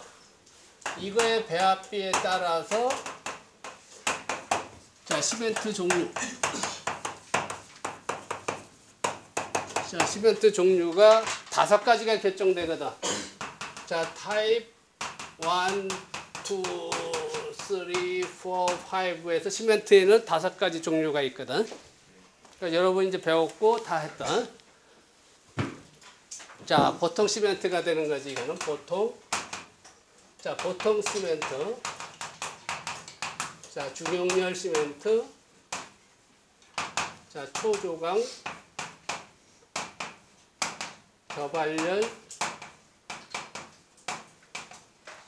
저발열, 그 다음에 내황산염. 자, 시멘트 종류가 이와 같이 5개가 결정되는 이유가 앞에 얘기한 4가지 중요한 화합물을 배합비를 틀리게 하게 되면은 이제 그 각각 물질의 특성에 따라서, 자, 일반적으로 쓰는 보통 시멘트와 이제 수화할 때 수화열이, 여러분들이 지하철 같은 거 여러분들 지금 쉽게 타고 다니지만 지하철 건설할 때 가보게 되면은 지하철의 그 보통 지하철의 박스가 보통 이렇게 있다고 했을 때, 여기서 이제 철도가 들어가서 이제 기차가 다닌다고 했을 때 이 벽체 두께가 어느 정도 될 것 같아? 응? 저 정도. 물론 이제 이거 벽체 두께를 결정하는 가장 중요한 팩터는 뭘 것 같아? 지하철이라고 했으니까 지하 속에 몇 미터가 들어가냐지. 다 토합을 어떻게 받아주느냐지. 그지? 그러니까 일반적으로 2, 30m라고 가정하여도 얘들 두께가 한 1.5m. 여러분 1.5m는 이거잖아요. 그지? 자, 콘크리트를 그 정도로 쓰게 되면 아까 얘기한 대로 얘는 화학 반응을 해야 되거든. 발열에 의해서 열이 굉장히 발생하거든. 열이 발생하면 어떻게 하느냐. 열이 발생하는데 물은 증발시키거든. 그래서 균열이 막 발생하거든. 그게 수화열 균열이거든. 문제가 심각해지지. 그럴 때는 여기서 나온 저발열 시멘트를 써야 되거든. 이런 식으로. 자, 바닷가에 인천대교, 영종대교 바닷가 구조물인데, 자, 염분이 침투를 하거든. 염분이 침투하면 콘크리트 구조물에 철근이 녹이 쓸잖아. 그러니까 바닷가 구조물은 다 내황산열 시멘트를 써야지. 그지? 자, 또 우리가 이제 성동교가 있다. 자, 저거를 갖다 우리가 공사한다고 보수를 해야 되는데, 자, 한 달 동안 보수한다. 저 막아놓고, 자, 콘크리트 쳐. 양생 28일. 이 교량을 갖다 한 달 동안 막아놓으면 어떻게 되는 거야, 이게? 난리 나지, 그지? 그러니까 우리가 초조광 시멘트를 쓰게 되면은 2시간, 3시간에도 다 경화시킬 수 있지. 그러니까 저럴 때 공사가 굉장히 급하다라고 할 때는 이런 초조광 시멘트를 쓸 수가 있다. 그런 얘기지, 그지? 자, 이런 것들이 지금 얘기한 이거에 의해서 시멘트 종류가 결정됐는데, 이거에 의해서 이제 자, 새로운 화합물. 수화 반응이 뭐고 새로운 화합물이 뭐냐, 이거는 이제 주관식의 기사건 기술사건 반드시 알아야 되는 가장 중요한 내용이 되거든.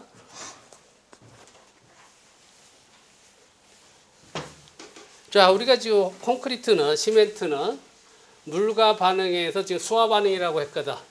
자, 그럼 수화 반응에 의해서 새로운 화합물, 수화물이 뭐가 생겨났느냐? 자, 콘크리트 시간에 배웠으니까. 자, 아는 사람. 자, 대표적으로 뭐? 콘크리트 수화물. 뭐 있어? 응? 자, 들어봤을 거 아니야, 임마. 4학년 기사시험 준비했을 거 아니야. 뭐 있어? 콘크리트 수화물.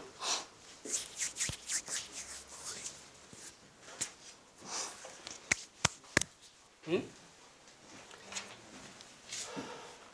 자, 이제 여러분들이 수화 반응은 지금 봤다시피 가장 중요한 시멘트의 이 성분들이 얘들이 물과 반응하는 거거든. 그럼 첫 번째로 어떤 놈이 반응하냐면은 저 중에서 가장 좀 빨리 반응할 게 뭐냐? 많은 놈은 빨리 반응하지 않아요. 이 적은 놈들이 문제지. 얘가 A가 알루미나니까 얘가 팽창해 버리거든. 후딱딱 팽창은 제가 난리치거든. 그래서 제가 제일 먼저 반응하거든. C3A가 그 안에 우리가 얘가 빨리 반응해 팽창해 버리니까 경화 속도를 늦추기 위해서 우리가 석고를 집어넣어주거든.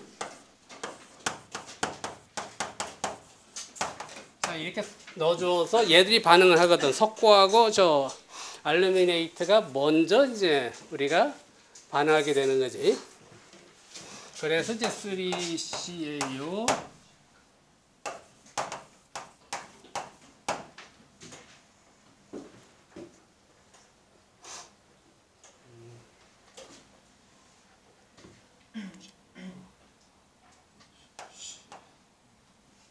CaSO에 322H2O. 요게 이제 여러분이 알고 있는 에트링자이트가 되는 거지. 에트링자이트. 그러니까 첫 번째 수화 생성물이 이제 에트링자이트가 되는 거지.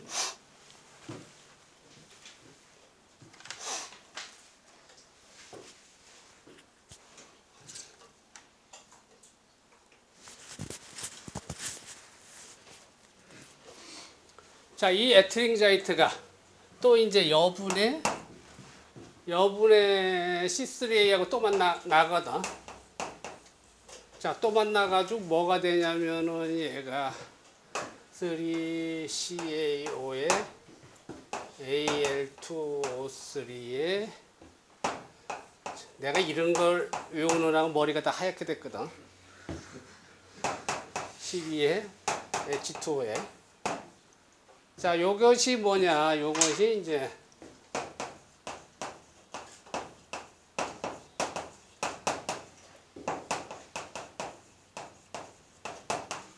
자, 모노설페이트 하이드레이트라는 이제 제2의 수화물이 되는 거지. 첫 번째 저게 결합해서 알루미네이트하고 이수석고가 결합해서 에트링자이트가 생성되는 게 첫 번째 수화물이고, 그놈이 또 남아있는 알루미네이트하고 결합해가지고 모노설페이트 하이드레이트라는 수화물이 생성되는 거지. 그러니까 이 수화물은 지금 봤다시피 C3A라는 거는 조금 밖에 없거든.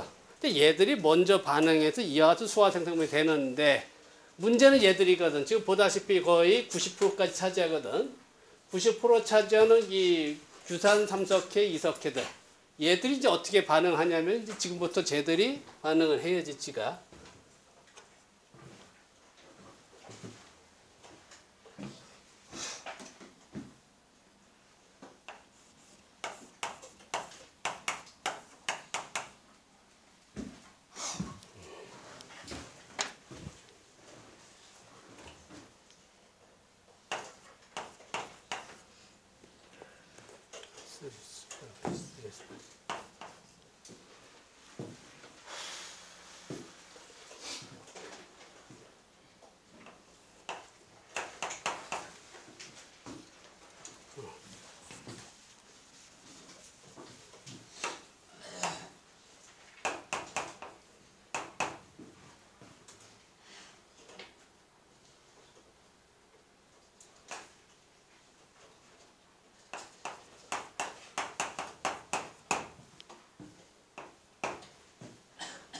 그 대충 이럴 거야. 이게 어떻게 되고 이 C2S나 규산삼석회 A라이트나 C2S 베릴라이트라는 놈들이 지금 90% 가지고 있거든. 자, 얘들이 물과 만나가지고 뭐가 되느냐? CSH. 이게 가장 중요한 거지. 수압을 해서 가장 중요한. 왜? 대부분 시멘트 안에 얘들이 있거든. 대부분의 얘들이 뭘 생성하냐면 물과 만나서 CSH라는 칼슘 실리케이트 하이드레이트 규산석고 화합물을 만들거든. 이게 가장 중요한 수화 생성물이 되는 거지. 그러니까 시멘트가 수화에서 뭘 가장 먼저 많이 만드느냐는 CSH라는 다른 말로 토버몰라이트 겔이라고 하지. 토버몰라이트 겔이라는 수화 생성물 또는 CSH 겔이라는 수화 생성물을 이제 형성을 하는 거거든.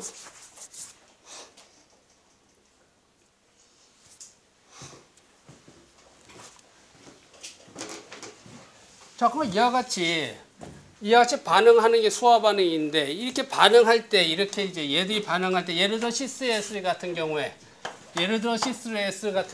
물과 반응할 때,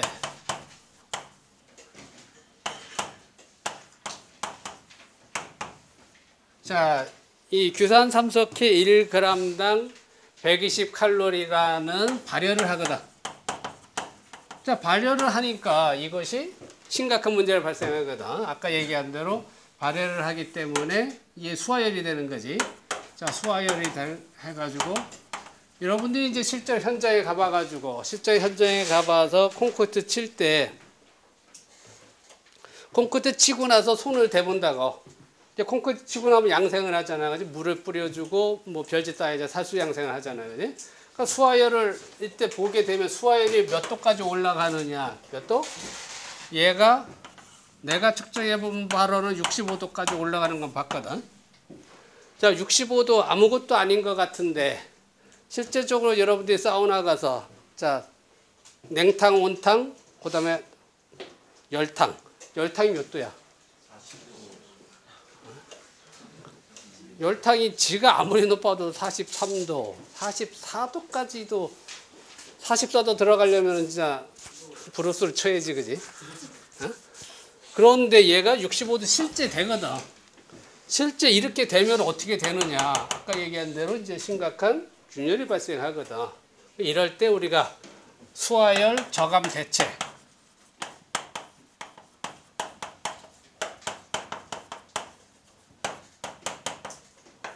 자, 요것도 여러분들이 인터넷에 쳐봐서 다 자료 정리해 놓으라고. 여러분 실제 시공을 하건 기술사 시험을 보건 꼭 필요한 자료거든. 아까 얘기한 대로 실제 구조물이 굉장히 커졌을 때 수화열에 대해서 굉장히 심각한 고민을 해야 되거든. 그러니까 예를 들어서 자, 내가 청담대교 할 때 그랬는데 청담대교가 시공을 어디서 할게? 어디서 했어? 청담대교. 그래도 여러분이 이제 토목과 이제 졸업생이 될 거니까, 물론 졸업 안 할 사람도 있겠지만은, 그지? 어? 그런 거는 좀 알아야지. 청담대교는 동부건설이 했거든. 예쁘잖아, 청담대교, 그지? 2층 교량에서 잘했지, 그지? 근데 건설회사라고 해서 다 청담대교만 하더라도 장대교량에 속하거든, 그지? 그랜드 브리지니까. 그럼 이제 동부가 그 당시에 이런 장대교량 건설해 봤냐? 못했거든. 해본 적이 없거든. 근데 건설은 실적이 없으면 공사를 못하거든. 그러니까 어떻게 했냐? 다 그 당시에 이제 여러분 알다시피 이제 저 정도 교량은 대우, 삼성, 현대, 동아 이 정도급 돼야지 저 정도 교량을 수주해서 공사를 할 수 있거든. 근데 이제 동부건설 입장에서 저 정도 교량을 안 하면 앞으로 영론을 못 하잖아. 그러니까 어떻게도 해야지. 그러니까 실제 그 당시 입찰 금액은 한 1,300억 정도 저게 됐었거든. 근데 쟤들이 입찰해서 가격을 다른 사람은 이제 1,300억이니까 뭐 1,200억, 1,300억 근처 썼는데 동부건설은 900억을 써버리니까. 그러니까 이제 로이스트가 돼가지고 땄거든. 근데 이제 실제 공사비는 얼마 들어가냐? 1,600억 정도 들어갔지. 그러니까 이제 700억 그렇게 해놓고 손해는 700원인데 그다음 근데 뭐야? 다음부터는 실적이 생겼으니까 장대규랑 입찰이 났을 때 자기들이 들어갈 수 있으니까 그걸 수업료라고 하는 거지. 수업료 내고서 이제 했던 거거든. 그게 이제 토목공사거든. 이런 얘기 우리가 이게 술자리에서 해야 되는데, 그지? 이론이 너무 많아가지고 이게 도대체 안 된단 말이야. 옛날에는 그래도 이게 여학생이 있던가 남학생이 따로따로 있어가지고 그래도 별 얘기 다 해가면서 우리는 정통 노가다라고 자부하는 사람이거든. 우리 세대는 여러분들 70년대 우린 졸업생이잖아. 70년대 졸업해가지고 그 당시는 현장 소장하면은 그 당시 현장 소장은 2년만 하면 아파트 한 채가 뚝뚝 떨어졌었거든. 그런 시대에 우린 건설이거든. 그런 시대 건설에서 중동에서 별짓 따고 왔지. 그 당시는 우리는 이제 그때 특례가 막 생겼거든. 이거 녹음하는데 이런 거 하면 안 되는데. 안 되는데. 이건 술자리에서 해야 돼. 자, 다시 이제 동부건설로 들어가서.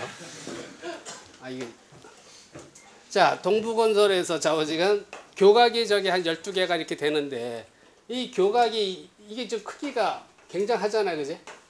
이거 콘크리트 쳤는데 이 크기가 지금 뭐 한 5m, 6m야 10m 높이도 이 정도 되거든. 그지? 저걸 콘크리트 쳤다. 지금 이 수화열이 저 어마어마하고. 자, 그러면 여러분이 현장 소장이거든. 소장 이 중에 생기잖아. 자, 그럼 여러분이 이 수화열을 어떻게 수화열 대체가 안 세우면 이거 100번 균열이 막 나거든 이제. 그럼 균열이 막 나면 어떻게 되는 거야?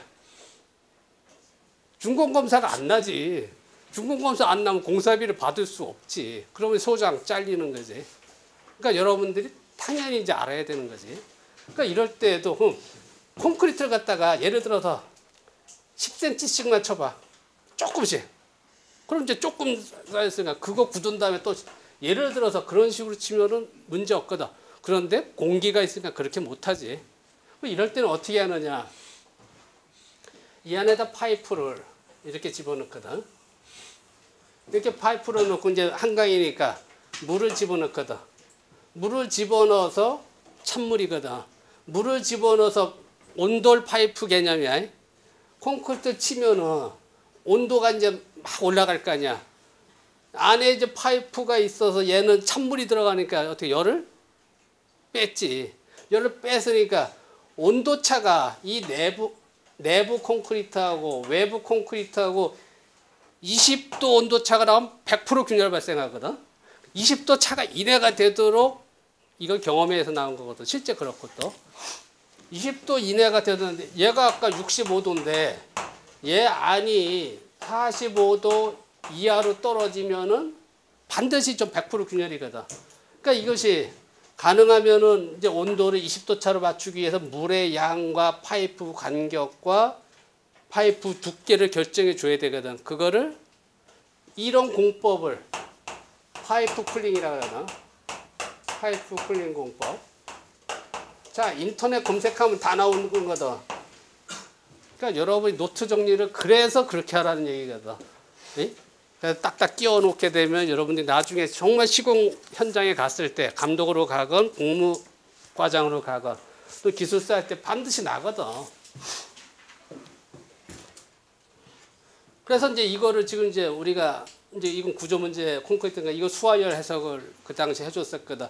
여러분이 이제 뭐 지금 구조를 배우고 있지만 구조에서는 하중이 여기 뭐 차량 하중이라든가 자중이라든가 이런 하중이 있지만은 하중으로 해서 응력이 생기는 거지. 변형이 생겼으니까 응력이 생기거든. 온도에 의해서도 변형이 생기지. 아까 얘기한 대로 그 온도 하중이거든. 하중에 의해서 하는 건 구조 해석이지만은 온도에 의해서도 하중과 같은 개념의 온도 변형이 생겨서 응력이 생기거든. 그게 수화열 해석이 되거든. 근데 이제 그거는 이제 여러분들이 보통 대학원에 와야지 그건 배우거든. 유한연습법에서 그렇는데 요거 간단히 그 당시 설계해주고 해석하는데 컨설팅 요거 해주는 게 그 당시 거의 요거 하나만 7천만 원을 썼거든. 그 당시에. 그러니까 여러분들이 이제 그런 거를 이제 이런 구조기술사가 됐다. 그런 거 설계해주고 그 정도 돈을 받는 거거든. 그러니까 해볼 만한 거지, 그런 게. 그러니까 이런 공법이 파이프 쿨링 공법이고, 또는 이제 여러분들이 또 하나 공법이 자, 프리쿨링 공법이라는 게 있고, 자, 프리쿨링은 이제 여기 들어가는 재료들을 갖다 미리 다 온도를 낮춰주거든. 자, 그런 공법도 있고, 이제 우리가 냉장고 원리를 써가지고, 우리가 그 질소를 이용해가지고 재료들을 이렇게 낮춰주는 방법도 있고, 여러 가지 방법이 있거든. 그래서 이거를 콘크리트를 어떻게 나누어 치며, 이 파이프 쿨링이건 프리쿨링이건 어떻게 해야 되느냐, 수화열 저감 대책, 시공기술사 뭐 이런 데서 굉장히 중요한 문제가 돼. 자, 그래서 좌우지가 수화 반응이 이렇게 중요하고 수화물이 이렇게 생겨났다라는 거는 이제 기본적으로 여러분들이 이제 알고서 지내라. 알고서 가자. 혹시 질문? 질문? 우리 소통식 교육을 해야 되니까 질문. 양방향으로 자. 그쪽에서 던져.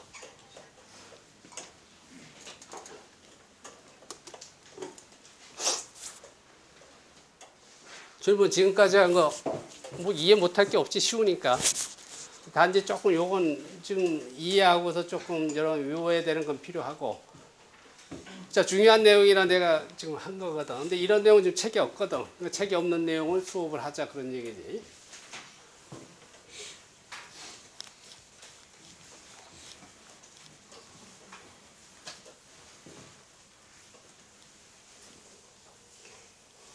그래서 여러분들이 이제 이 콘크리트 하게 되면은 이제 우리가 다음 시간에는 이제 2장에서 콘크리트의 재료적 특성 같은 거 들어가야 되는데 그 전에 조금 더 하게 되면은 이제 콘크리트에서 여러분들이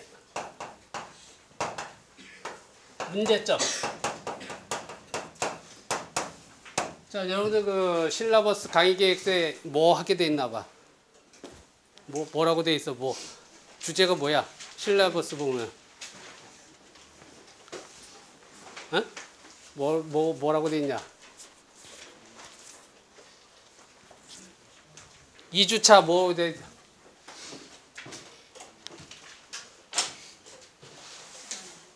응? 2주차 뭐야? 응? CO2 배출과 지구온난화. 자, 요거만 하고 끝나자고. 힘내.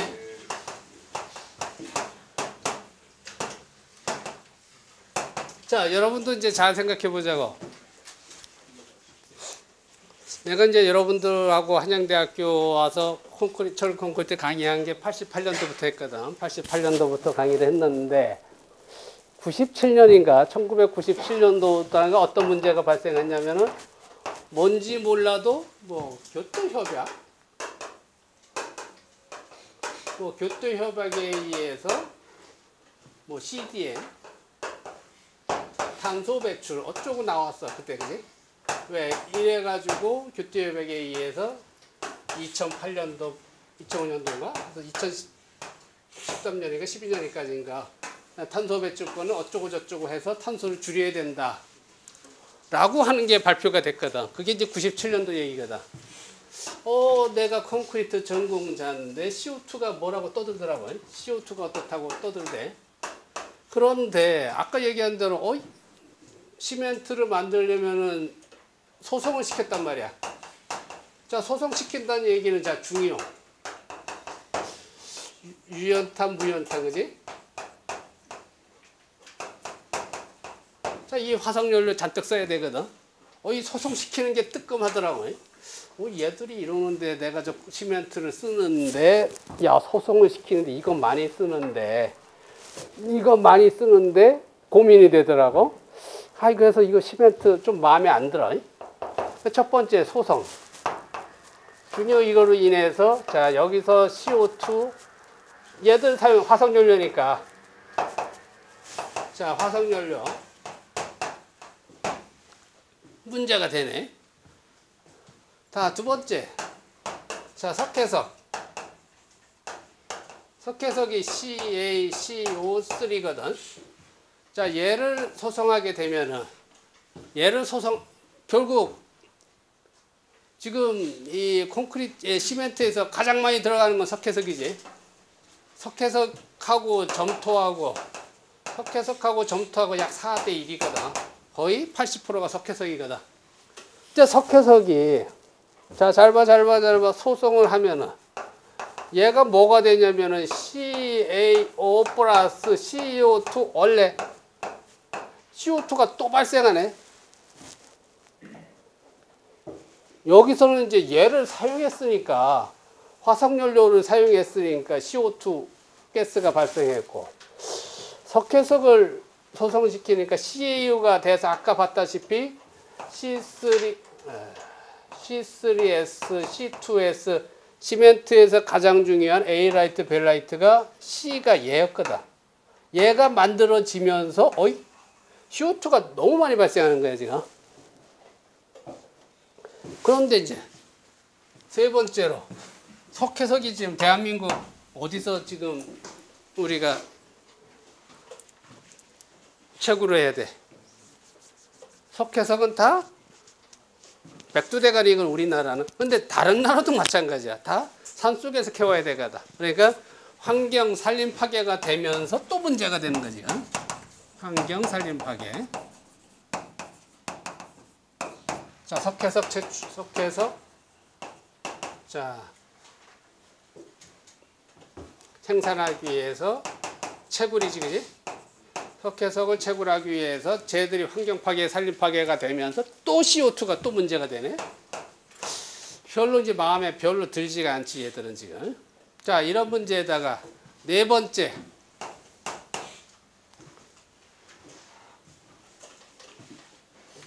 자, 우리가 시멘트를 자, 사용하면 안 되는 이유 중에 하나가 우리가 이제 시멘트 성분 중에 삼가크롬이 있거든. 얘가 소성하게 되면은 이게 육가크롬으로 변하거든. 하면서 인체에 가장 해로운 뭐 암이라든가 기타 등등 인체 유해 물질이 이제 생겨나지. 인체 유해 물질. 인체 유해 물질 이거는 하버드대 의대에서 규명했거든. 자, 시멘트를 소성하게 되면은 육가크롬이 돼서 인체에 이 치명적인 독성 물질이 나온다. 육가크롬이 나온다. 네 번째로 이제 마음에 안 드는 거야. 자, 다섯 번째는 이제 여러분들이 아까 시멘트에서 우리가 수화물에서 수화물이 대부분이 아까 보다시피 C3S하고 C2S가 60% 30% 했었거든. 이게 물과 결합해가지고 CSH 플러스 CaOH2가 나왔었단 말이에요. CaOH2가 뭐냐면은 얘가 지금 강알카리성이거든. 자, 강알카리성 해가지고 약 pH가 한 13.5에서 8 정도. 강알카리성이니까 콘크리트로 예를 들어서 어항을 만들어서 고기를 자 생선 고기 고등어를 집어넣게 되면은 얘가 당연히 며칠 만에 죽어? 며칠 만에 죽을까? 생선이 자 어류를 집어넣게 되면은 어항을 만들어 놓고 만들게 되면 당연히 이틀 내에 죽게 돼 있다고 돼 있더라고요. 자, 왜 이유가 강알칼리성이니까 우리가 그 생태에 그거가 안 맞는 거지. 자, 그러니까 얘가 이러니까 아토피, 뭐 여러분도 있겠지만 아토피라든가 여러 가지 피부 질환,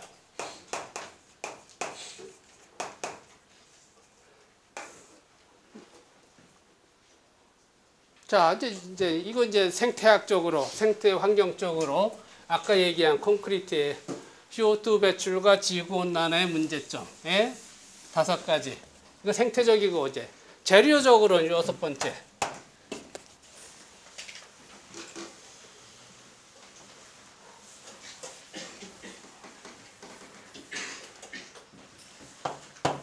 여섯 번째.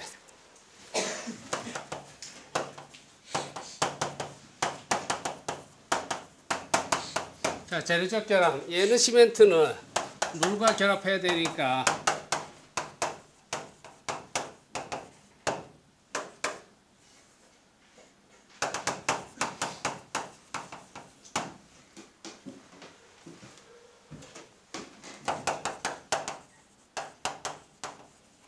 자, 시멘트가 물과 결합하게 돼서 건조 수축이 자, 강제는 건조 수축이란 말이 없거든. 건조 수축에 의해서 콘크리트에 균열이 발생하거든. 그러니까 콘크리트에 있어서 구조물에 균열이 발생한다고 난리치는 게 아니라 그거는 당연한 거거든. 그러니까 여러분이 그 2학기 때 배우는데 균열에는 허용균열이라는 게 있거든. 0.3mm 이내에서 아무리 발생해도 허용균열이거든. 균열이 발생했다 문제가 되는 게 아니거든. 콘크리트는 당연히 발생하는 거. 왜? 물이 들어갔기 때문에 물은 증발해서 날아가고 건조하기 때문에 수축이 발생하거든. 그래서 균열은 반드시 발생할 수밖에 없거든. 그것이 사실은 재료적으로는 좋은 게 아니지. 그래서 재료적 결함도 콘크리트의 문제점 중에 하나가 되는 거고, 7번에 이제 역학적 결함.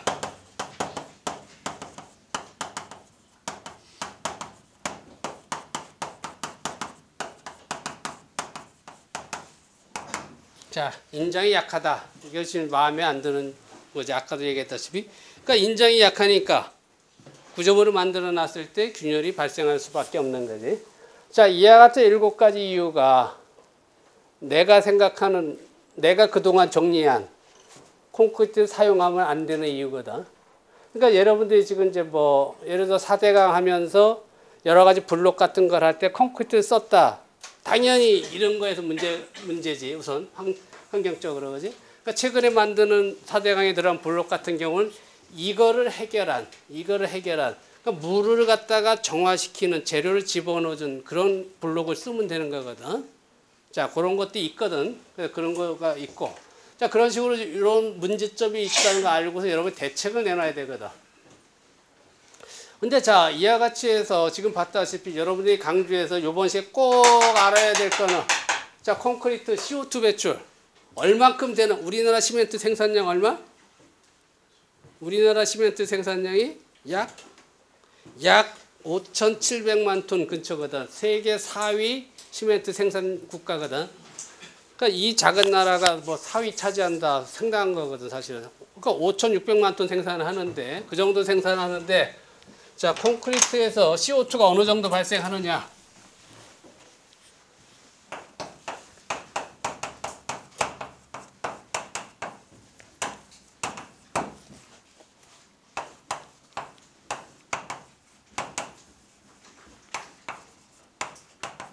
대충해서 따져보니까 CO2 0.9톤을 배출하거든. 그러니까 우리나라가 지금 얘기한 대로 5,700만 톤의 시멘트를 생산하면은 지금 CO2를 갖다가 5천만 톤의 CO2가 지금 그냥 나와버리는 거거든. 심각한 거거든. 자, 그러니까 이거를 CDM 사업에서 이제 여러분 조금 탄소 배출을 안다면은 이거를 만약 하나도 안 쓴다. 다른 재료를 가져왔다. 그러면은 CDM 사업으로 돈을 받을 수가 있는 거지. 그지? 자, 그럼 그것을, 그런 건설 재료가 뭐냐? 여러분이 지금 건설 재료를 개발했다? 그럼 개발해서, 자, 여기서 문제는, 자, 산림에서 채굴해서 태워서 석회석에서 CO2가 나왔거든. 가장 큰 문제 태우는 거거든지. 그러니까 이걸 안 하는 건설 소재. 그걸 개발할 수 있으면은 여러분은 돈방석이거든. 자, 우리가 이제 뭐 여러 가지 작년에 내가 안식년에 쉬었고 그 이전 1년 전만 하더라도 이제 여러분들이 뭘 했냐? 여기서 조를 짜가지고 신개념 콘크리트 개발을 프로젝트로 했거든. 조를 짜서. 그러니까 그동안 이제 나온 거 보게 되면은 예를 들어서 썩는 콘크리트를 한 친구들도 있었거든. 그럼 그걸 어떻게 되냐? 여러분들 왜 썩는 플라스틱 있지, 그지? 그건 들어봤잖아. 그러니까 썩는 플라스틱 그 개념을 썩는 콘크리트에 해서 콘크리트를 폐기하지 않고 그냥 이렇게 놓으면은 지가 썩는다. 그렇게 한 애들이 있었고. 자, 콘크리트에 이게 장점도 있지만 단점이 이건 투명 콘크리트. 그거 한 애들도 있었거든. 그거는 이제 광섬유를 이용해 가지고 빛이 통과하게끔 해서 투명하게 바깥이 보이는 거지. 자, 투명 콘크리트 한 애들도 있었고. 제가 여기서 봤다시피 이런 문제점들을 해결하기 위해서 이걸 안 쓰고 그런 애들이 많았거든. 그것도 굉장히 재미난 수업 중에 하나였었거든. 그래서 여러분들 여기서도 강제적으로 하지 말자고. 괜히 강제적으로 하면 여러분 싫어하니까. 여러분이 원하는 사람들은 그룹을 줘가지고 하면은 내가 개인적으로 도와주겠다. 이지. 그렇다고 해서 뭐 수업에 인센티브 받는 건 아니지만은 수업이라는 게 여러분들이 그렇게 해볼 때, 그리고 그렇게 하지 않는 사람들은 어떻게 했냐면은 서너 명이 만나서 콘크리트 커널을 만들었거든. 미국에서 토목과에서 전통적으로 각 대학 토목과가 뭘 했느냐, 콘크리트 커널 경진대회 하거든. 미국 여러분들 어느 대학이건 토목과 홈페이지 들어가 보라고. 콘크리트 커널 경진대회 하거든. 근데 우리나라는 안 하거든. 우리나라에서 우리가 최초로 했거든. 한 10년 전부터 계속 했거든.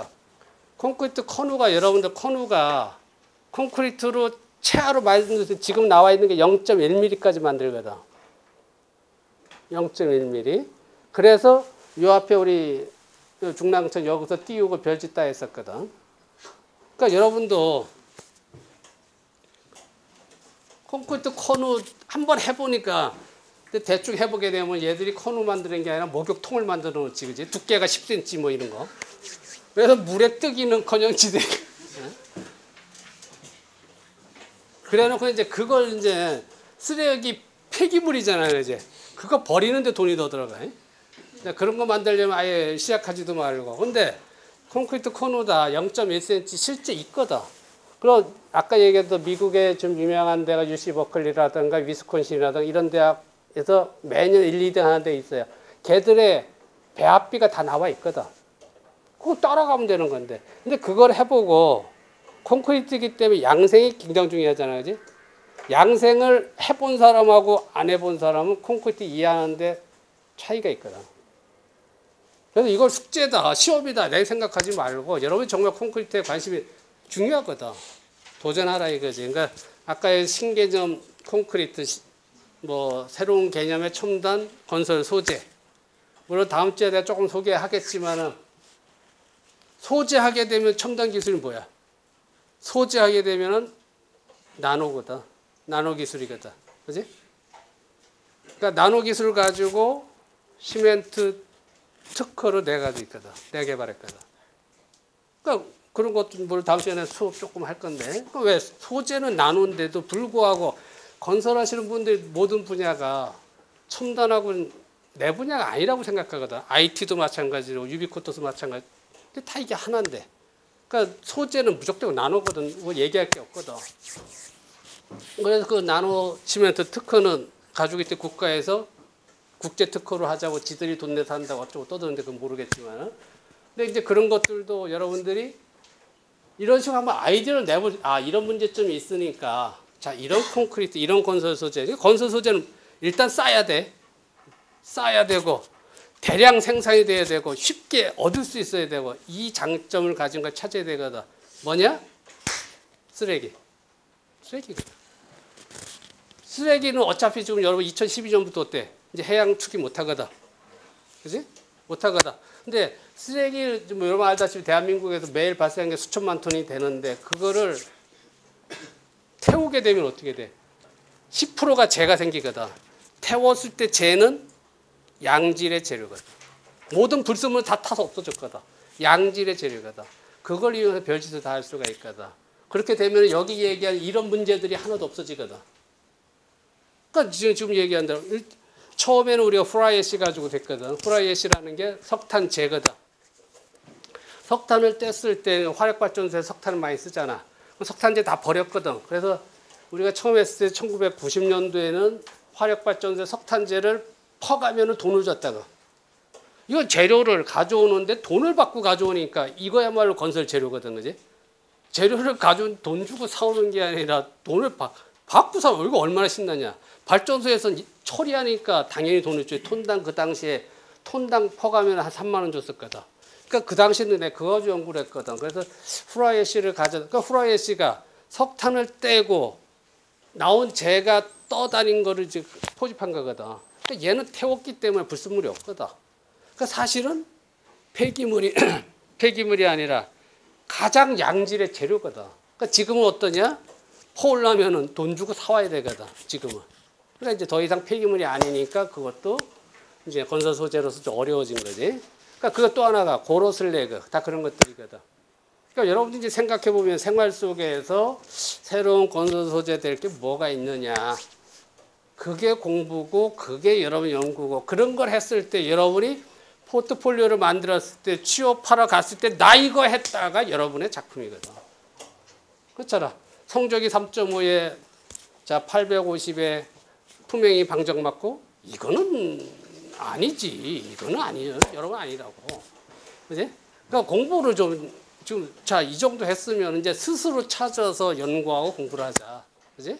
그렇게 아까 얘기한 노트는 내가 강의한 거에다가 책을 1, 2장 정리하고 책 항상 정리하고 지금 나온 것들 여러 가지들이 인터넷에 잘 다 나오거든. 정말 잘 설명돼서 나오거든. 그지?